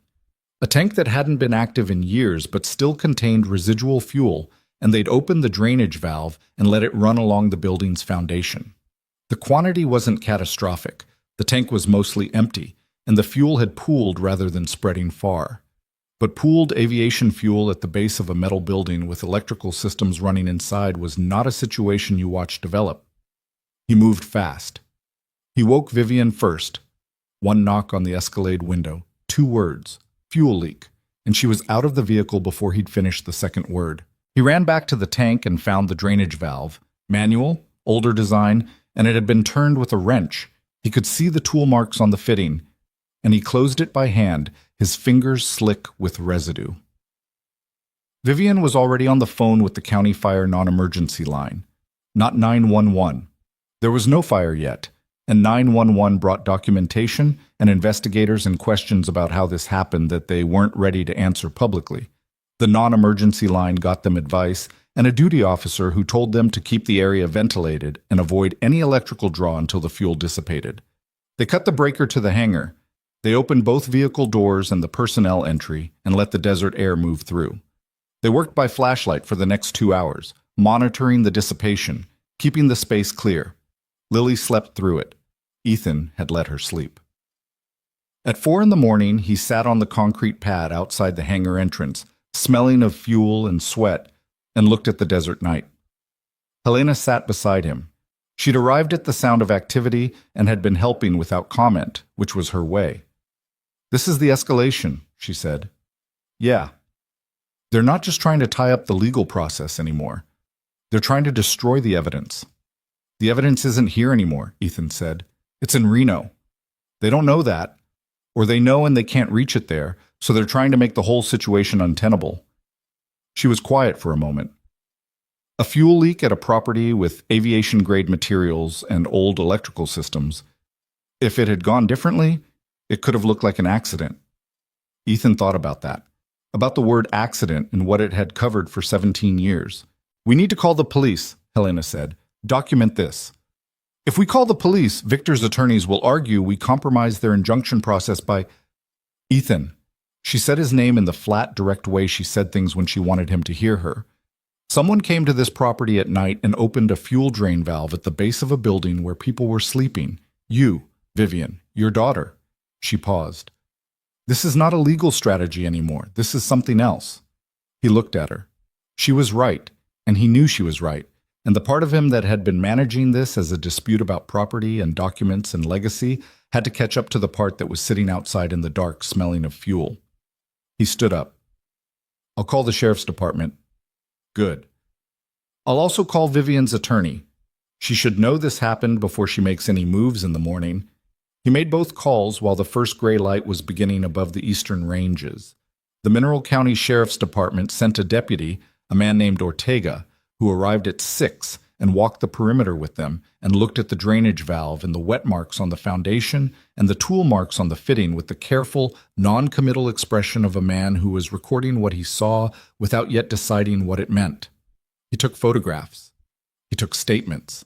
He said it would be in his report. "Any idea who might have done this?" he asked. Ethan looked at Vivian. "We're involved in a property dispute," Vivian said.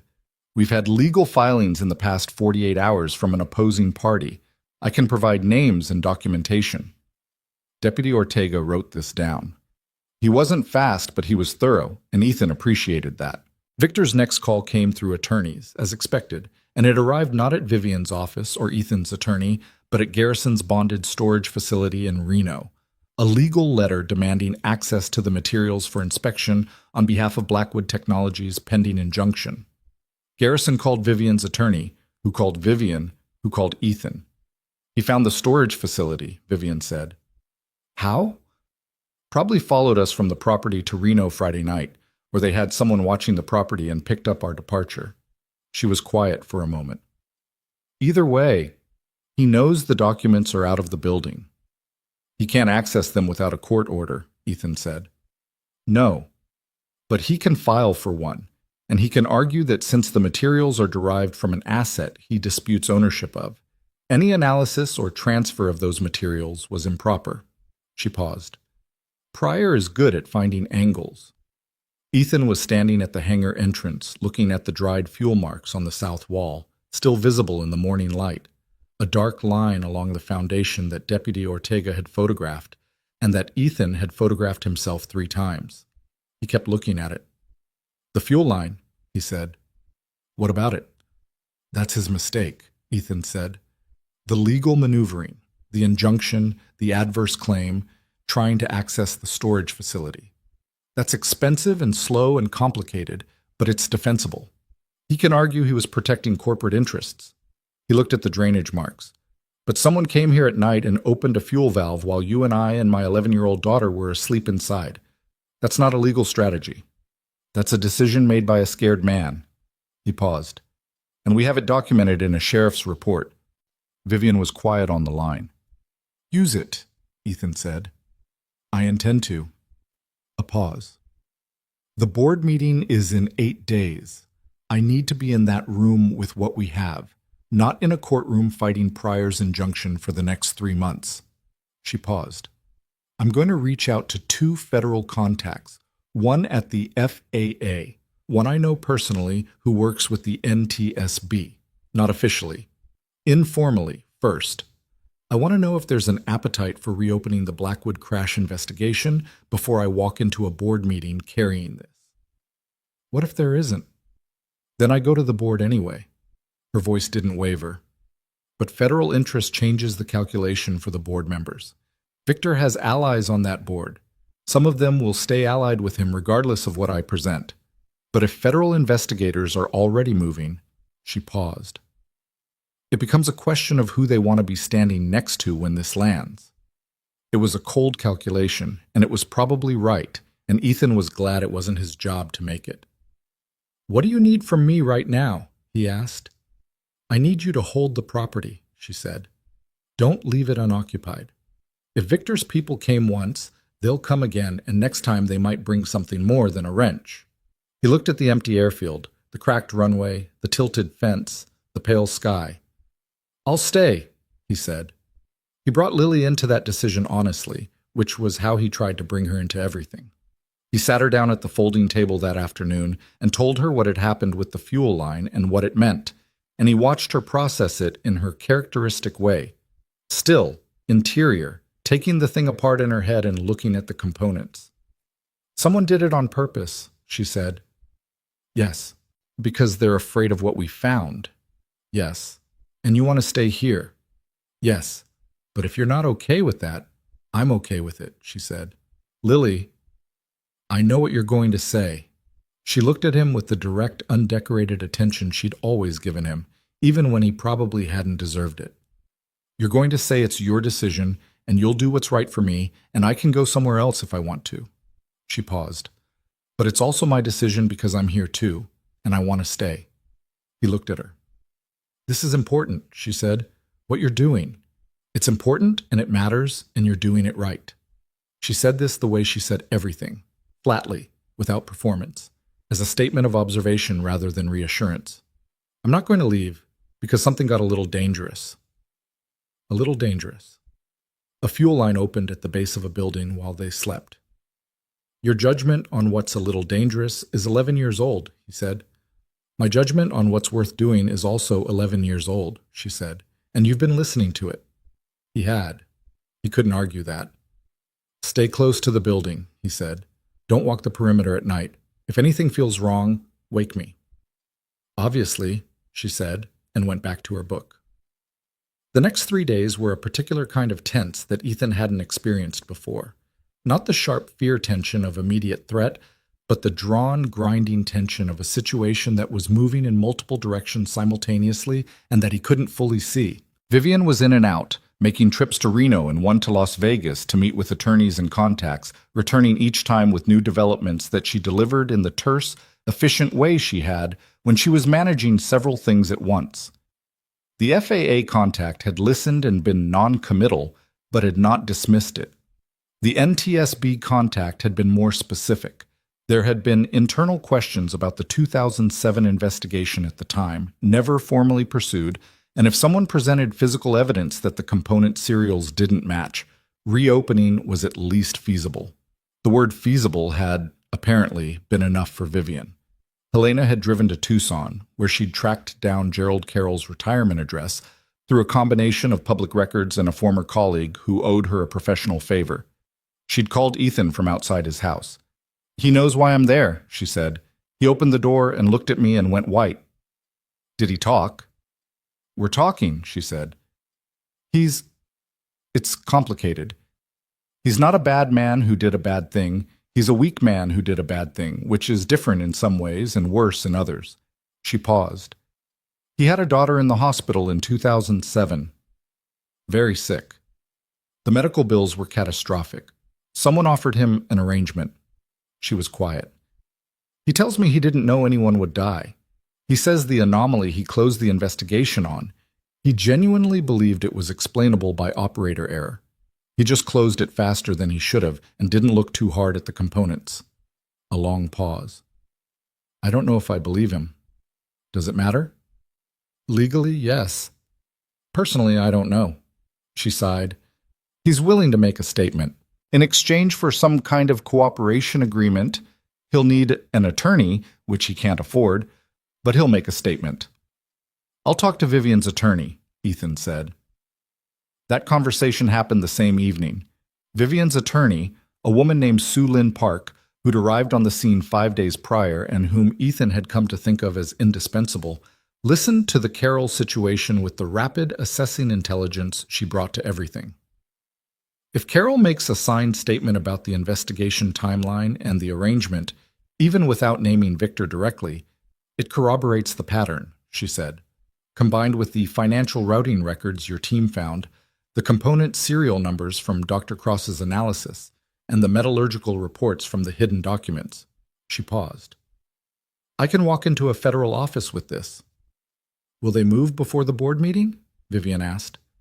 Sue Lynn was quiet for a moment. I can't promise a timeline on federal action. What I can do is present the package to the right person and make sure they understand the urgency. Another pause. There's also the ongoing safety issue. If those components are still in operating aircraft, that's the lever, Vivian said. Federal regulators can't sit on an active safety finding. She looked at Ethan across the table. We push on the safety angle first. Regulatory action on the components opens the investigation. The investigation leads where it leads. Ethan nodded. It was right.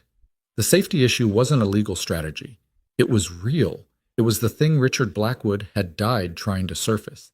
And it was the thing that would move faster than any court filing. He found Hargrove on the 5th day, not through professional licensing or financial records, through a name. N. Hargrove, Helena had said. QC at Harmon Colt. He'd searched the Nevada Business Registry as he'd suggested to Vivian, found the old Harmon Colt registered address in Henderson, and then done something simpler. He called the Henderson Chamber of Commerce and asked if anyone knew former Harmon Colt employees in the materials testing field. The woman on the phone had said she personally knew two people who'd worked there before the restructuring, and one of them had gone into private materials consulting. A woman named Nina Hargrove worked out of a small office in Boulder City. He drove to Boulder City alone on a Thursday afternoon without telling anyone where he was going, because he thought the person who'd left a note inside a McLaren F1 in a locked Nevada hangar might need to see just one person come to her door instead of a team. Nina Hargrove was 61 years old and looked like someone who'd spent 30 years around industrial materials, compact, precise, with the alert, evaluating eyes of a person who looks at things rather than at the surface of things. She opened the door and looked at Ethan for a long moment before speaking. "I wondered if this day would come," she said. "Or I'd stopped wondering about it. I don't know which. Can I come in?" She considered him. "You're not from Victor." "No, I bought the property in Ridgecrest. I found the cars." She stepped back and opened the door. They sat at her kitchen table and she made coffee that Ethan drank without registering the taste, too focused on what she was telling him to notice anything else. She'd been a QC supervisor at Harmon Colt from 2001 to 2009. She'd run the materials testing lab. She'd seen the alloy composition results on the rotor head components and flagged them internally in 2005, 2006, and twice in early 2007. Each time, her flags had been cleared by someone above her with a notation that the discrepancy was within variance guidelines. The variance guidelines they were citing didn't exist, she said. Not in any standard I could find. I made copies of everything, the original test results, my flag reports, the clearances. I kept them in my car, in a folder, because I was afraid of what would happen if I kept them at work or at home. She looked at Ethan. "A man came to see me. March 2007. Mr. Blackwood. Richard. He'd gotten my name somehow. I don't know how. He came to my office after hours and we talked for 2 hours. He had his own test results. They matched mine." She paused. "He asked me to give him the copies. I did. I also kept my own." She looked down at her coffee. "He told me to hold on to them. He said, 'If something happens to me, give them to Vivian.'" Ethan was quiet. "I waited," she said. "I tried to contact Vivian Blackwood twice after the crash, through her company's public channels. I got attorneys both times. They said the company wasn't commenting on ongoing regulatory matters, and any correspondence would be reviewed by legal." She looked up. "I stopped trying. I moved. She stopped. "I told myself I'd done what I could." "You have copies," Ethan said. "I have copies. I need them, and I need you to make a statement to a federal investigator."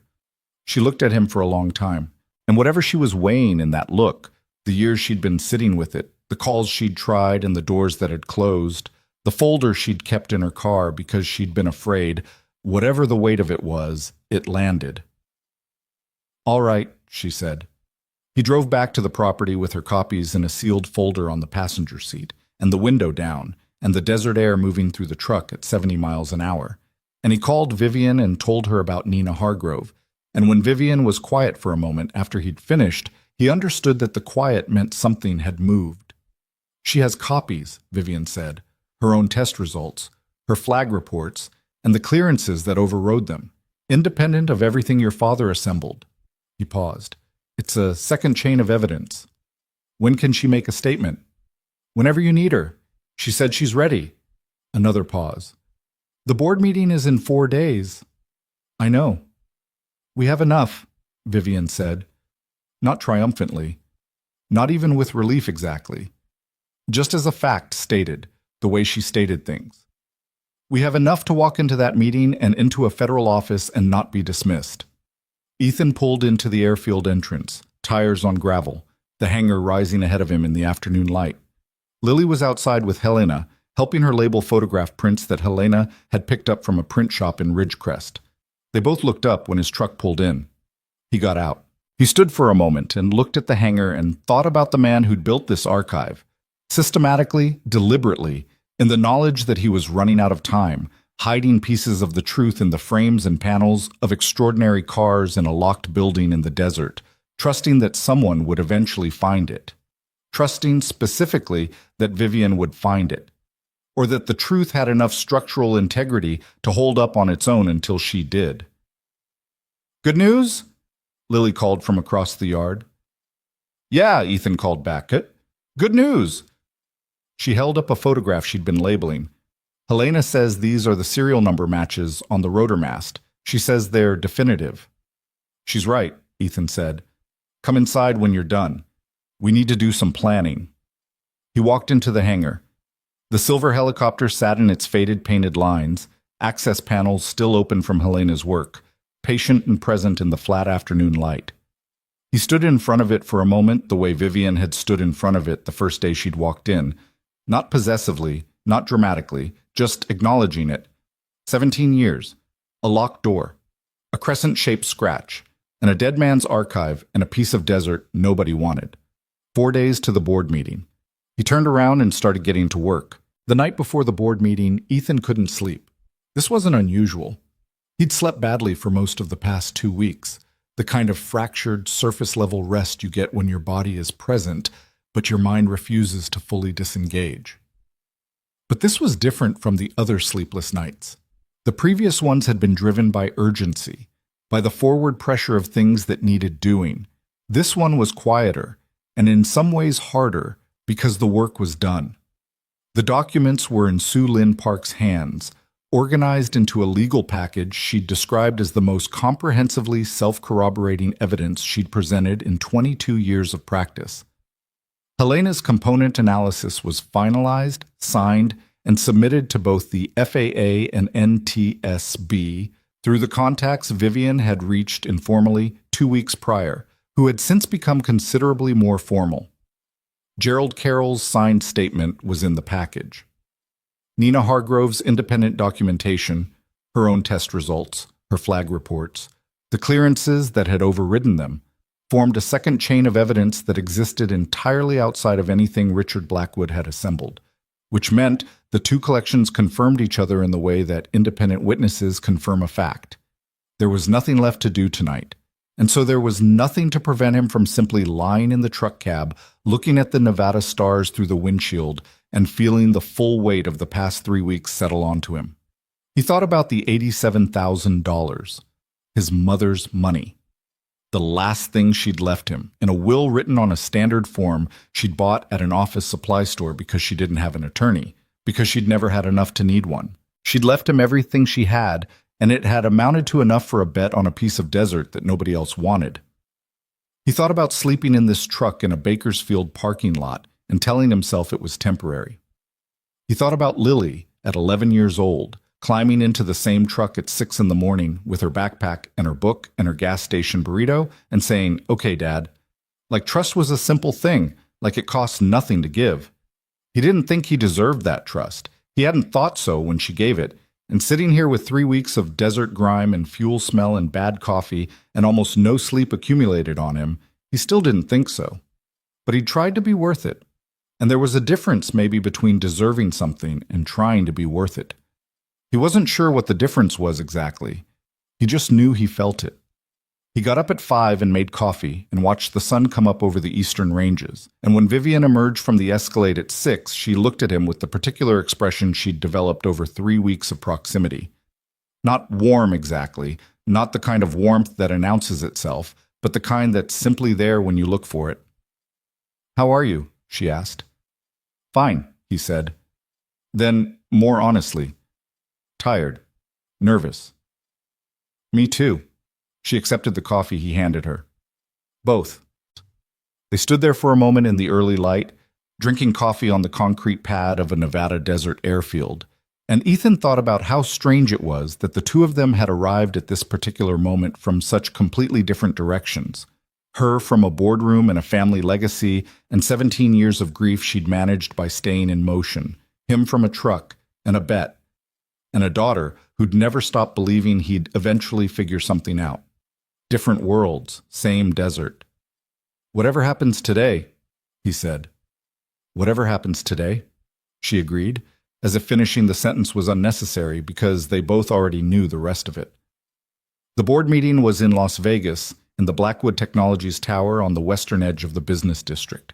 42 floors of glass and steel that Richard Blackwood had never seen because it had been built 6 years after his death, with money that had been made after Victor restructured the company away from aerospace. Ethan drove separately, which felt right. He wasn't going into the meeting. That was Vivian's territory, her room, her fight to stand in. He was going to be in the building. Sue Lin had arranged for him and Helena to be present in a conference room 2 floors below the board level, available if needed, out of the way if not. He left Lily with a woman named Carla, one of Helena's contacts in Las Vegas, who had agreed without apparent surprise to watch an 11-year-old for the day in a way that suggested Helena had called in this kind of favor before. Lily had been told the basics: board meeting, important, be back by evening, and had accepted this with her characteristic economy. "Text me when it's done," she said. "I will," Ethan said. "Don't forget." "I won't." She looked at him for a moment with those level, assessing eyes. "You did good, Dad," she said. He didn't say anything because there wasn't anything to say to that which wouldn't feel inadequate. He hugged her. She let him briefly, with the contained tolerance she allowed for physical affection, and then he drove to Las Vegas. The conference room on the 40th floor had a window looking out over the desert basin, and Ethan stood at it for a while after arriving, looking at the city spread below and the desert beyond it, pale and vast, and going all the way to the horizon. Helena sat at the conference table with her laptop, reviewing photographs, doing the thing she did, which was continue working in all available moments. Sue Lin was upstairs. The FAA and NTSB contacts, now operating formally with credentials and process, were in a separate room on the same floor with their own counsel, coordinating what would happen after the board meeting depending on how the board meeting went. The 2 hours they waited felt like something Ethan would not have been able to describe accurately if asked later. Not dramatic, not cinematic, just 2 hours of a room with a view and a woman working at a table and the sound of building HVAC and the distant, muffled city below, and Ethan standing at the window drinking bad conference room coffee and trying not to check his phone every 4 minutes. He checked it every 6 minutes instead. Vivian walked into the board meeting at 10 in the morning carrying a tablet loaded with the photographic record, a bound document package that Sue Lin had prepared, and 17 years of questions she'd stopped asking herself and then started asking again 3 weeks ago in a Nevada desert hangar when she'd pressed her hand to the fuselage of a silver helicopter and felt it solid and real under her palm. She did not feel ready. She hadn't felt ready in any of the moments she'd done the things in her life that mattered most, and she'd long since decided that waiting for ready was how important things didn't get done. There were 9 board members in the room. Victor sat at the far end of the table, which was his habitual position. He'd taken it after Richard's death, when the seating arrangement had reorganized itself around a new center of gravity. He was 71 years old, and he looked at this morning, which was different from the last board meeting 2 months ago, when he'd looked 10 years younger than his age. Something had happened to him in the interval. He'd lost weight he didn't have to lose, and his face carried the particular compression of a man who'd been under pressure he couldn't show. He looked at Vivian when she came in, and she looked at him, and neither of them spoke. She put her materials on the table and said, "I need to present something before we move to regular agenda. I'm invoking my right as majority shareholder to bring an extraordinary item." There was some administrative clearing of throats. The board chair, a woman named Patricia Sell, who'd been in the role for 7 years and whom Vivian trusted as much as she trusted anyone in that room, looked at Victor briefly and then at Vivian. "Of course. The floor is yours." What Vivian presented over the next 90 minutes was not a speech. It wasn't a performance.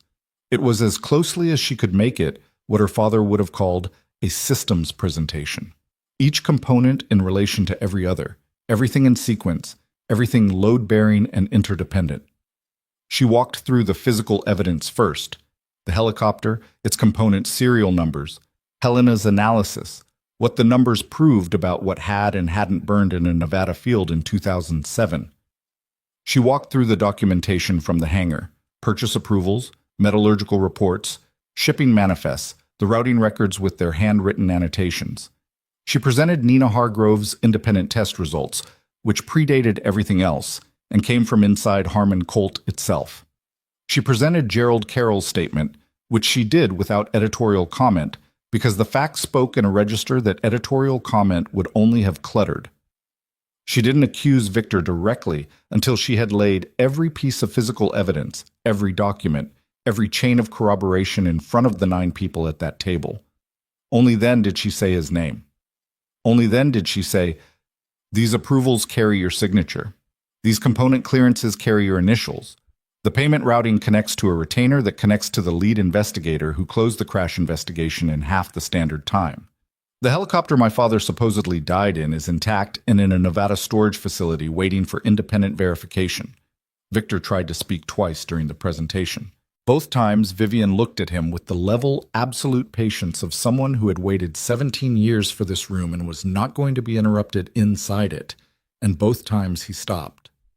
When she finished, the room was quiet in a specific way, the quiet of people who have received information that has materially changed the context they're operating in and who are still in the process of adjusting. Patricia Sell spoke first. "Victor," she said, "do you want to respond?" Victor Blackwood sat at the end of the table with his hands flat on the surface in front of him, and his face carrying the compressed, weathered look of a man who'd been doing a specific calculation for 3 weeks and had just arrived at the answer. "I'd like to speak with legal counsel before making any statement," he said. It was, Ethan thought later when Vivian described it to him, both the smartest and the most damning thing he could have said. Smart because it was legally correct. Damning because 9 board members watched him say it in response to his niece's presentation about his brother's death, and not one of them in that room was under any illusion about what it meant. Patricia Sell called a recess. The board reconvened 40 minutes later without Victor, who had left with his attorney. What happened in the next 3 hours was the kind of institutional process that moves slowly and then all at once, like a geological thing, like a fault line that holds and holds and holds and then doesn't. The board voted to suspend Victor from all executive and board functions pending an independent review.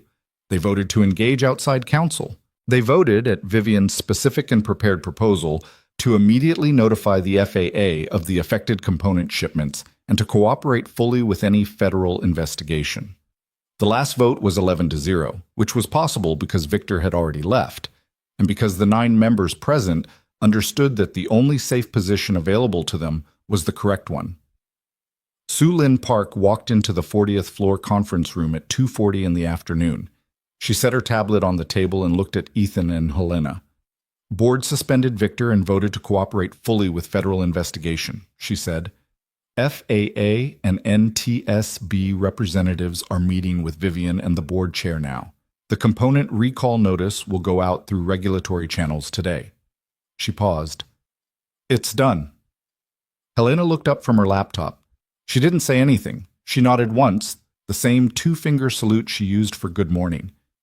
Ethan sat with it for a moment. The window, the desert, the city below. "Is Vivian okay?" he asked. Sue Lynn considered this. "She's working," she said. "So, yes, for her." He understood that. What happened in the weeks after moved in the way consequential things move. Not smoothly, not cinematically, but with the grinding, intermittent, sometimes maddening pace of systems that were not built for speed. Federal investigators formally reopened the Blackwood crash investigation. The FAA issued a priority airworthiness directive covering the affected component batches, which triggered inspections across 4 commercial operators and 2 private aviation clients, 17 aircraft in total, 11 of which were found to have Harmon Colt rotor head components from the flagged production runs still installed. None of those aircraft had experienced catastrophic failure, which was either luck or the specific stress load conditions that would have triggered failure having never coincided in the right combination. The margin had been real, and it had held, and the people who'd flown those aircraft and the people who'd ridden in them would never know how close the margin had been. The NTSB's formal re-examination of the 2007 crash began with Helena Cross as a consulting expert, which she accepted without ceremony and conducted with the same focused, unhurried thoroughness she'd brought to the desert hangar. Gerald Carroll's cooperation agreement, negotiated by Sue Lynn's office with federal prosecutors, resulted in his full testimony about the arrangement he'd accepted in 2007, the name of the intermediary who'd contacted him, and the source of the funds. The funds traced back through two shell companies and a Nevada LLC that had been dissolved in 2010 to a discretionary account that Victor Blackwood had controlled as VP of Supply Chain Operations. Victor was charged with federal counts that Ethan couldn't recite from memory and didn't try to. What he understood was the shape of it: fraud, obstruction, and a set of charges related to the component approvals that the federal prosecutors had spent 4 weeks building into a coherent case. Victor's attorney negotiated. The negotiations were long and, by all reports, difficult. Victor was 71 years old and not in good health, and whatever deal eventually emerged, it did not include Ethan's involvement, which was exactly right. That part wasn't his. What was his was the property. The legal challenge to his deed had collapsed in stages. First, when Sue Lin demonstrated that Victor's filing had misrepresented the dissolution record. Then when the court reviewed Richard Blackwood's own documentation of intent and found the contents therein argument unambiguous. And finally, when Blackwood Technologies' new interim board, operating under Vivian's direction, formally withdrew the injunction and the adverse claim. The withdrawal was filed on a Tuesday morning, and Ethan's attorney called him with the news at 11 a.m., and he was standing in the hangar when the call came, and he sat down on the workbench and felt the full weight of it. Clean title. 9 supercars, 3 helicopters, one of which wasn't his, and he'd always known it wasn't his. He called Vivian that afternoon. "The silver helicopter," he said. "I know," she said. "What do you want to do?" She was quiet for a moment. "The deed covers it. Legally, it's yours." "I know," he said. "What do you want to do?" Another pause. And in the pause was the thing about Vivian Blackwood that Ethan had come to understand over weeks of proximity.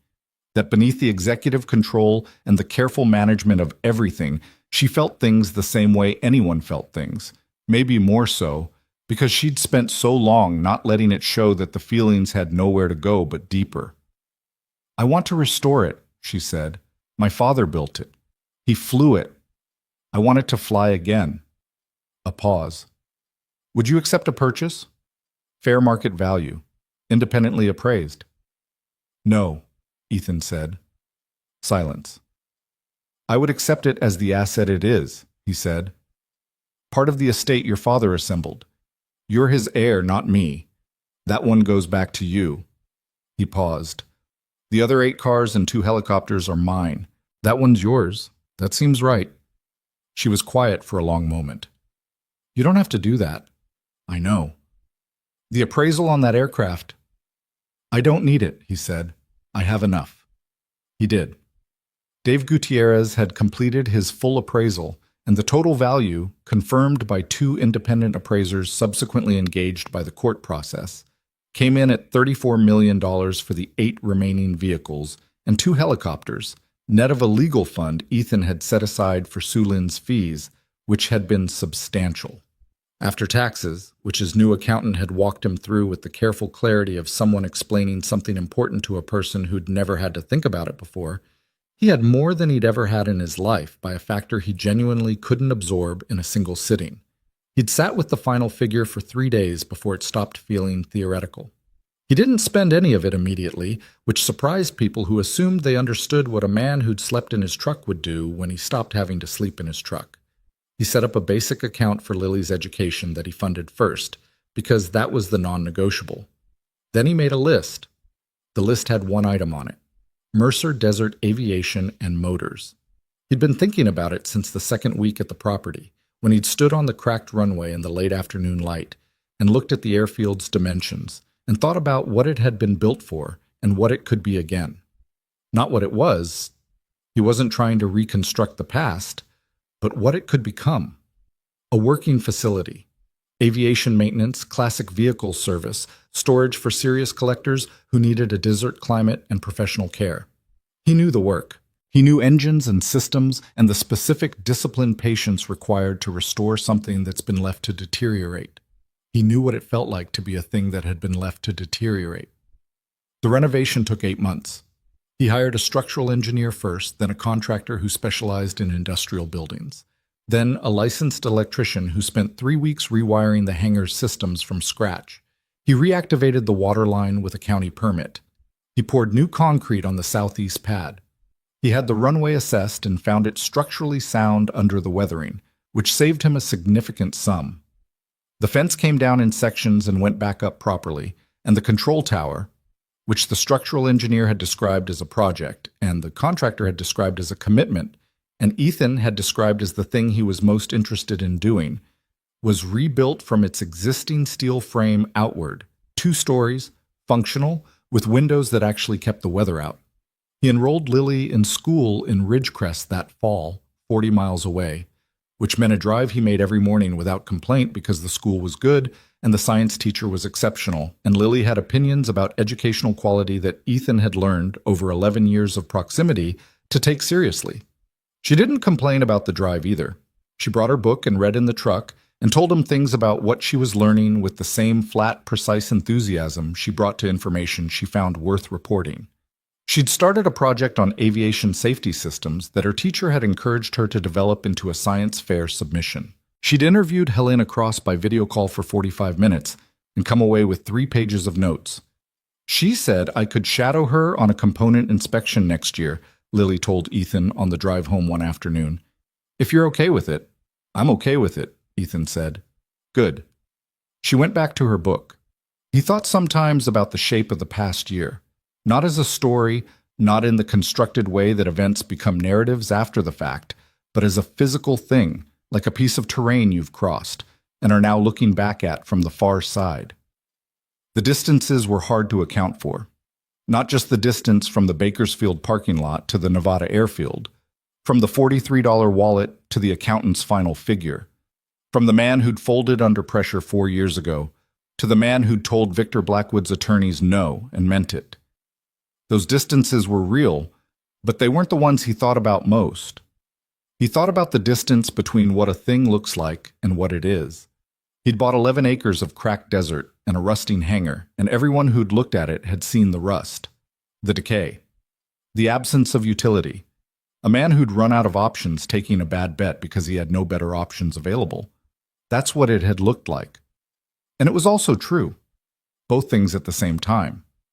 What nobody had seen, what he himself hadn't seen when he'd signed the deed in the county clerk's office in Ridgecrest, was that the thing had integrity. Structural integrity, in the way Richard Blackwood had meant it. A room built to last, built to hold weight, built by a man who understood that the truth doesn't need to be in a position of strength to survive. It just needs a room to sit in long enough for someone to come open the door. Ethan thought about that sometimes when he was working in the hangar, which he was doing most days by then. Real work. The kind with tools, with his hands, with the satisfying, unglamorous physicality of making something functional that had stopped being functional. He wasn't a billionaire. He wasn't going to become one. He had a working facility and a stable income and a daughter who was going to be okay. And that was the exact inventory of what he'd been trying to assemble for 3 years. And he had it. The morning Vivian came to take the silver helicopter, it was early October, the desert cooling toward fall. The sky, that particular deep Nevada blue that only happens when the summer heat has finally let go. She'd had the aircraft fully restored by an MRO facility that Helena had recommended, people who knew what they were doing and who'd treated the project with the seriousness it warranted. It had taken 4 months. The airframe was structurally sound, the rotor system had been inspected and certified on its own merits, independent of any compromised components. The interior had been cleaned and refurbished to as close to its 2004 original configuration as the restorers could achieve. It was silver white and clean in the morning light, sitting on Ethan's repaved pad, and it looked like something that had come back from somewhere far away. He stood beside it when Vivian arrived.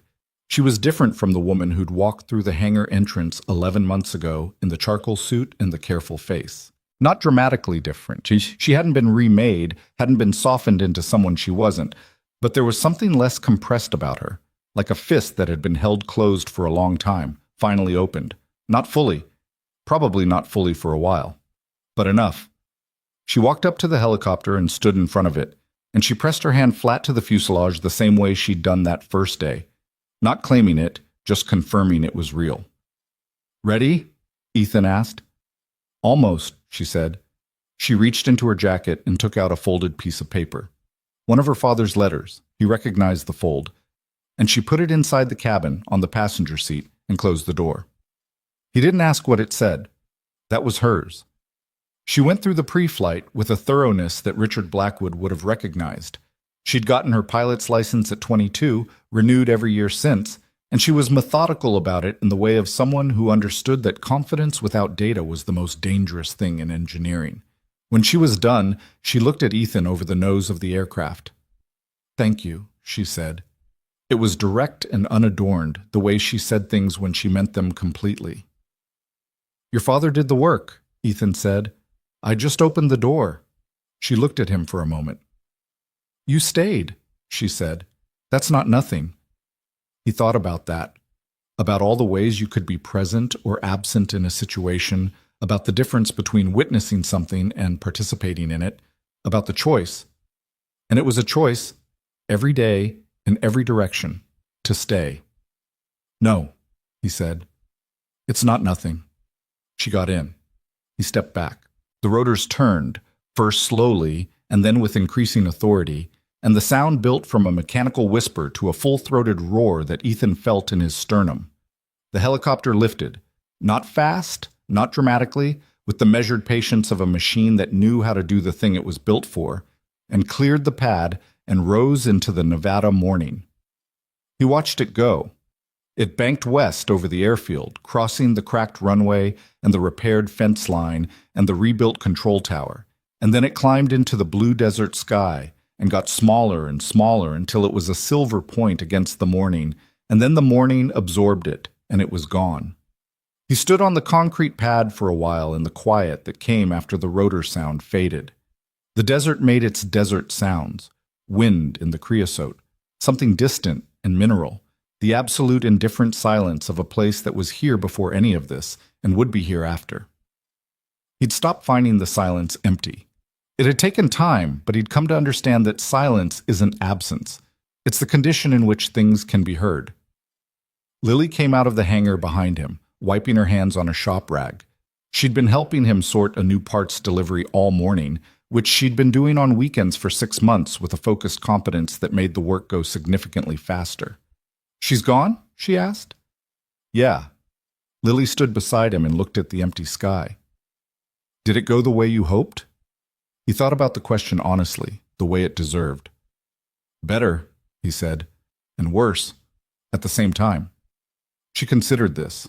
The worst part being that a man died and it took 17 years in an abandoned airfield and someone's last $87,000 to find out what actually happened.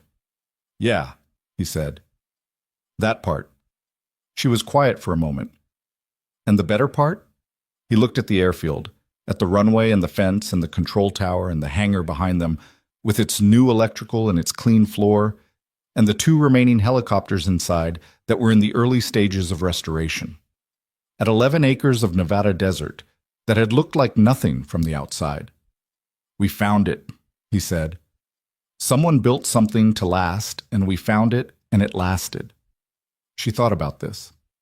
She had the look she got when she was integrating something, not just filing it away, but actually working it into the structure of what she understood.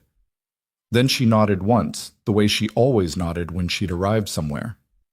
"Okay," she said. "I'm going back to the parts inventory." "I'll be right there," he said. She went inside.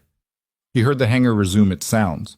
Tools, movement, the radio she'd started playing while they worked, low and in the background. A habit she'd developed in the past months that he hadn't commented on because he liked it. He took one more look at the sky where the silver helicopter had been. There were things he'd learned in the desert that he hadn't expected to learn. Some of them were about evidence and systems and the architecture of truth, which was what he'd have said if someone asked him to summarize. But under those things were smaller ones, the ones that actually mattered and that were harder to put words to. That showing up is not the same thing as being ready, but it counts for more. That the people who build rooms for the truth to wait in are not always the people who get to see the truth land. Sometimes the room is what you leave. Sometimes that has to be enough. That a daughter who says, "Okay, Dad in the early morning dark is not giving you her trust because you've earned it.